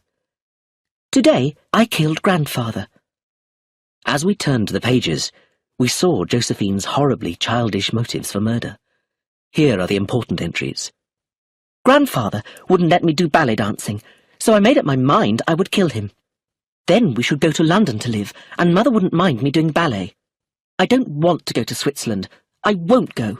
If Mother makes me, I will kill her too, if I can get some poison. Eustace made me very angry today. He says I am only a girl and that my detecting is silly. He wouldn't think I was silly if he knew it was me who did the murder. I like Charles, but he is rather stupid. I have not decided yet who I shall say has done the murder. Perhaps Brenda and Lawrence. Brenda is horrible to me, but I like Lawrence. Her last words were, I hate Nanny. I hate her. She says I'm only a little girl. She says I show off. She's making Mother send me away. I'm going to kill her too. I think Aunt Edith's medicine will do it. If there is another murder, then the police will come back and it will all be exciting again. Nanny's dead. I'm glad. I haven't decided yet where I'll hide the bottle with the pills. Perhaps in Aunt Clemency's room, or in Eustace's room. When I'm dead, I shall leave this notebook behind for the Chief of Police, and they will see what a great criminal I was. I closed the book. Sophia was crying. Oh, Charles, it's so awful. She's such a monster, but I also feel so much pity for her. I felt the same. I had liked Josephine, but she had been born with something wrong with her. She was the crooked child of the little crooked house. What would have happened to her, Sophia asked me, if she had lived? I don't know, I said. Perhaps she would have been sent to a special school, or a child's prison. It's better this way, Sophia said with a shiver. But I don't like Aunt Edith taking the blame. It was her decision, I said. I don't suppose anyone will find out. Brenda and Lawrence will be free to go, and there won't be a trial. And you, Sophia, I added, holding her hands. "We'll marry me. We'll go away together, and you won't have to think about your family for a while. You can think about me instead." "Aren't you afraid to marry me, Charles?" said Sophia, looking straight into my eyes. "Not at all," I said. "Why should I be? Poor little Josephine inherited all the worst from your families. But you, Sophia, have inherited the best. Your grandfather thought so, and he, my darling, was always right." "I love you, Charles," said Sophia, "and I will marry you." She looked down at the notebook. "Poor Josephine." "Poor Josephine," I said. "What really happened, Charles?" my father asked me. I never lie to my father. "It wasn't Edith de Havilland," I told him. "It was Josephine." My father nodded his head gently. "Yes," he said.